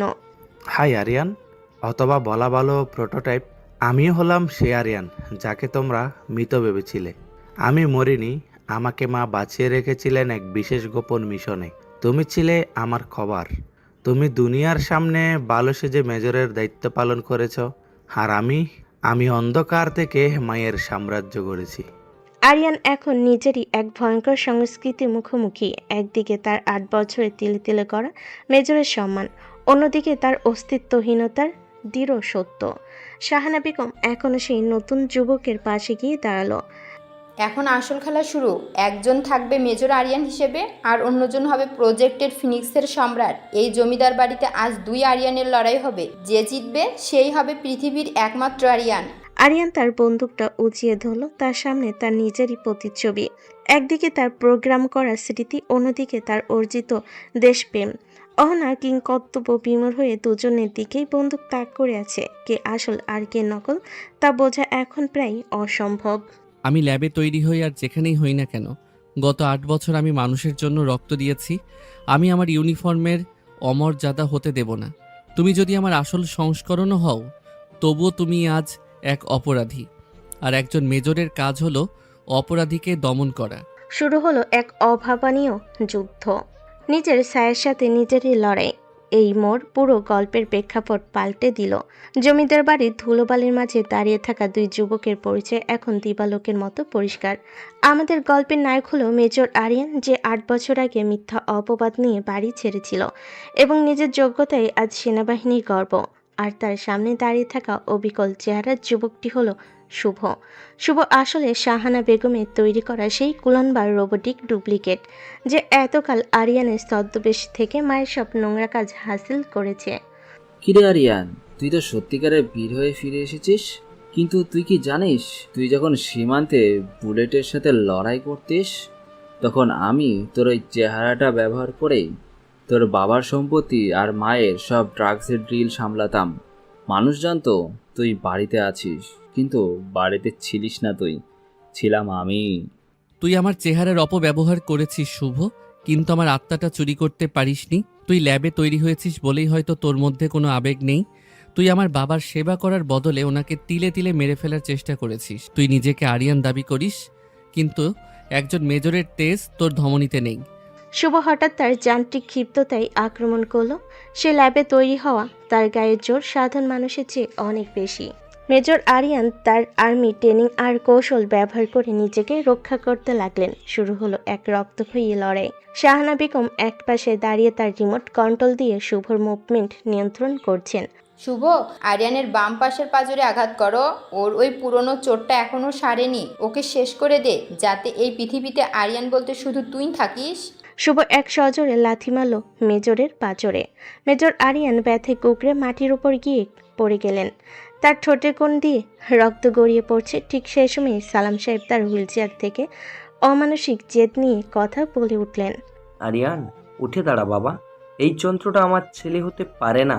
তুই আমার সেই সন্তান, যাকে আমি বুকে আগলে বড় করেছি। তুই ইউনিফর্মের মর্যাদা রক্ষা কর বাবা। এই জালিয়াতকে ঝুলিয়ে দে। মানুষের ইচ্ছা শক্তির কাছে কোনো মেশিন দাঁড়াতে পারে না। বাবার আর্তনাদ শুনে মেজর আরিয়ানের ভেতরে থাকা সেই অদম্য দেশপ্রেম আর জিদ জ্বলে উঠল। সে এক ঝটকায় মাটি থেকে উঠে দাঁড়ালো। সে তার কোমরের ট্যাকটিক্যাল বেল্ট থেকে একটি বিশেষ কমান্ডো নাইফ বের করলো। তার চোখের চাহনি এখন শিকারী বাঘের মতো। শুভ, তুই হয়তো মায়ের বানানো সেরা অস্ত্র হতে পারিস, কিন্তু আমি হলাম এই মাটির সন্তান। তুই প্রজেক্ট ফিনিক্সের অহংকার হতে পারিস, কিন্তু আমি হলাম এই দেশের অহংকার। তোর ব্যাটারি আর মেমোরি চিপ দিয়ে তুই আমাকে হারাতে পারবি না। মেজর আরিয়ান এবার তার ক্লোজ কমব্যাট ট্রেনিংয়ের এমন কিছু মুভ দেখালো যা শুভর সেন্সরের বাইরে ছিল। তিনি এক নিখুঁত নিশানায় শুভর কাঁধে এক বিশেষ জয়েন্টে আঘাত করল। যন্ত্রণায় এক যান্ত্রিক চিৎকার করে শুভ মাটিতে লুটিয়ে পড়ল। ঠিক তখনই অহনা তার ইন্টারপোলের কমান্ডোরা ছাদ থেকে দড়ি বেয়ে নিচে নামলো। মেজর আরিয়ান, ওকে ছাড়ুন, বাকিটা আমরা সামলাচ্ছি। শাহানা বেগমের কন্ট্রোল ইউনিট আমরা ধ্বংস করেছি। শুভ এখন আর নড়তে পারবে না। শুভ মেঝের ওপর পড়ে ধুঁকতে লাগলো। তার শরীর থেকে ইস্পাক বের হচ্ছে। মেজর আরিয়ান ধীর পায়ে এগিয়ে গিয়ে শাহানা বেগমের সামনে দাঁড়ালেন। শাহানা বেগম এখন ভয়ার্ত চোখে নিজের ছেলের দিকে তাকিয়ে আছেন। মা, আপনার এই প্রজেক্ট ফিনিক্স আজ ধুলোয় মিশে গেল। আপনি চেয়েছিলেন আমাকে একটা খুনি বানাতে, কিন্তু দেখুন আমি আজ সেই খুনিদের ধরার জন্য আইনকে বেছে নিয়েছি। আপনার বিচার এই দেশের মাটিতেই হবে। শাহানা বেগম আর অকেজো হয়ে পড়া শুভকে যখন স্ট্রেচারে করে নিয়ে যাওয়া হচ্ছিল, মেজর আরিয়ান তখন তার বাবার হুইলচেয়ারের পাশে গিয়ে হাঁটু গেড়ে বসলেন। তিনি তার বাবার পক্ষাঘাতগ্রস্ত হাতটা নিচের মাথায় রাখলেন। আরিয়ান, আমাকে ক্ষমা করিস বাবা। তোকে আমি চিনতে ভুল করেছিলাম। বাবা, সব কলঙ্ক আজ মুছে গেছে। আপনার ছেলে কোনো অপরাধী নয়, সে এখন দেশের পাহারাদার। চলুন বাবা, এবার বাড়ি ফিরি।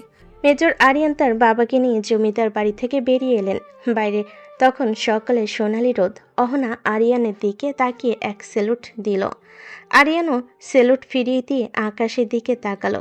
দীর্ঘ ৮ বছরের সেই অপবাদ আর লড়াই আজ পূর্ণতা পেল। ঢাকা সেনানিবাসের অফিসার্স মেসে আজ যেন চাঁদের হাট বসেছে। চারিদিকে রঙিন আলোর রোশনাই আর সুগন্ধি ফুলের সমারোহ। আজ মেজর আরিয়ানের জীবনের সবথেকে খুশি দিন। ৮ বছরের লড়াই, কলঙ্ক আর ষড়যন্ত্রের পাহাড় ডিঙ্গিয়ে আরিয়ানার জীবনের নতুন এক অধ্যায় পা রাখছে। তার পাশে দাঁড়িয়ে আছে তার বাবা সালাম সাহেব, যার চোখে আজ আনন্দের অশ্রু। পত্যাঘাতগ্রস্ত শরীরটা আজ যেন অনেকটা সতেজ হয়ে উঠেছে ছেলের সুখ দেখে। আরিয়ান, তোকে এই বর বেশে দেখে আমার মনে হচ্ছে তোর মা যদি আজ বেঁচে থাকতো তবে সে নিজেকে সব থেকে সুখী নারী ভাবতো। তোর জীবনের সব অন্ধকার কেটে গেছে বাবা। বাবা, আমার এই ফিরে আসার পেছনে সব থেকে বড় অবদান ছিল অহনার। ও যদি ইন্টারপোল থেকে আমাকে সাহায্য না করতো তবে আমি হয়তো কোনোদিন নিজের সম্মান ফিরে পেতাম না। আশীর্বাদ করুন বাবা, যেন আমরা একসাথেই এই দেশটার সেবা করতে পারি। ঠিক তখনই মণ্ডপে প্রবেশ করলেন কোণে অহনা। তার পরনে লাল বেনারসি শাড়ি, কপালে ছোট্ট একটা টিপ আর সোনার গহনায় তাকে অপূর্ব লাগছে। একজন ইন্টারপোল অফিসারের কঠোরতার আড়ালে যে এমন এক স্নিগ্ধ রূপ লুকিয়েছিল তা দেখে আরিয়ান কিছুক্ষণের জন্য বাকরুদ্ধ হয়ে গেল। অহনার পাশে তার সহকর্মীরা তাকে গার্ড দিয়ে নিয়ে আসছে। কি ব্যাপার মেজর সাহেব? অপরাধী ধরার সময় তো আপনার চোখ খুব তীক্ষ্ণ থাকে, আজ হঠাৎ এমন চমকে গেলেন কেন? আসলে আজ বুঝলাম ইন্টারপোলের সব থেকে বড় অপরাধীকে আমি নিজেই গ্রেপ্তার করতে যাচ্ছি। আর সেই অপরাধী হলো আপনি, অহনা, যে আমার মনটা অনেক আগেই চুরি করে নিয়েছে। বিয়ের আসরে সেনাবাহিনীর উচ্চ পদস্থ কর্মকর্তা থেকে শুরু করে আরিয়ানের সেই পুরনো সহকর্মীরা সবাই উপস্থিত ছিলেন। কাজী সাহেব যখন বিয়ের মন্ত্র পড়ছিলেন তখন পুরো হলরুমে এক স্বর্গীয় নীরবতা নেমে এলো। আরিয়ান আর অহনা দুজনেই কবুল বলে জীবনের এক নতুন বন্ধনে আবদ্ধ হলেন। আরিয়ান, তুমি শুধু একজন দক্ষ আর্মি অফিসার নও, তুমি একজন হার না মানা লাড়াকু সৈনিক। তোমার আর অহনার এই জুটি দেশের জন্য এক বড় সম্পদ। তোমাদের আগামী দিনগুলো খুব সুন্দর হোক। বিয়ের আনুষ্ঠানিকতা শেষে খাওয়া দাওয়া পর্ব চলল। আরিয়ান আর অহনা একান্তে কিছুটা সময় কাটালেন।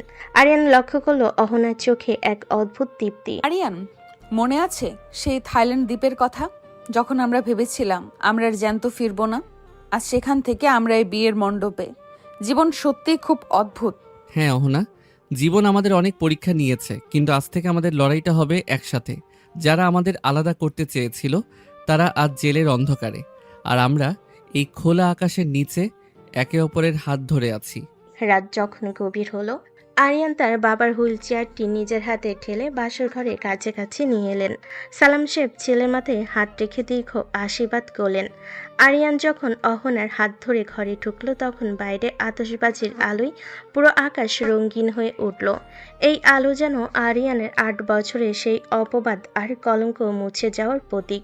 যদি ইচ্ছে শক্তি থাকে তাহলে সব কিছুকে উপেক্ষা করে নিজের জীবনে এগিয়ে যাওয়া সম্ভব, যার উজ্জ্বল প্রমাণ হলো আরিয়ান। তার সৎমা এবং সৎ ভাই ষড়যন্ত্র করে যখন তাকে ধর্ষণের মামলা দিয়ে ছোটবেলায় বাড়ি থেকে বের করে দেয়, তখন সে পুরোপুরি ভেঙে না পড়ে নিজেকে সময় দিয়ে গড়ে তোলে এবং এতটা কঠোরভাবে গড়ে তোলে যে পরবর্তীতে কেউ আপনার সামনে দাঁড়িয়ে থাকার সাহস না পায়।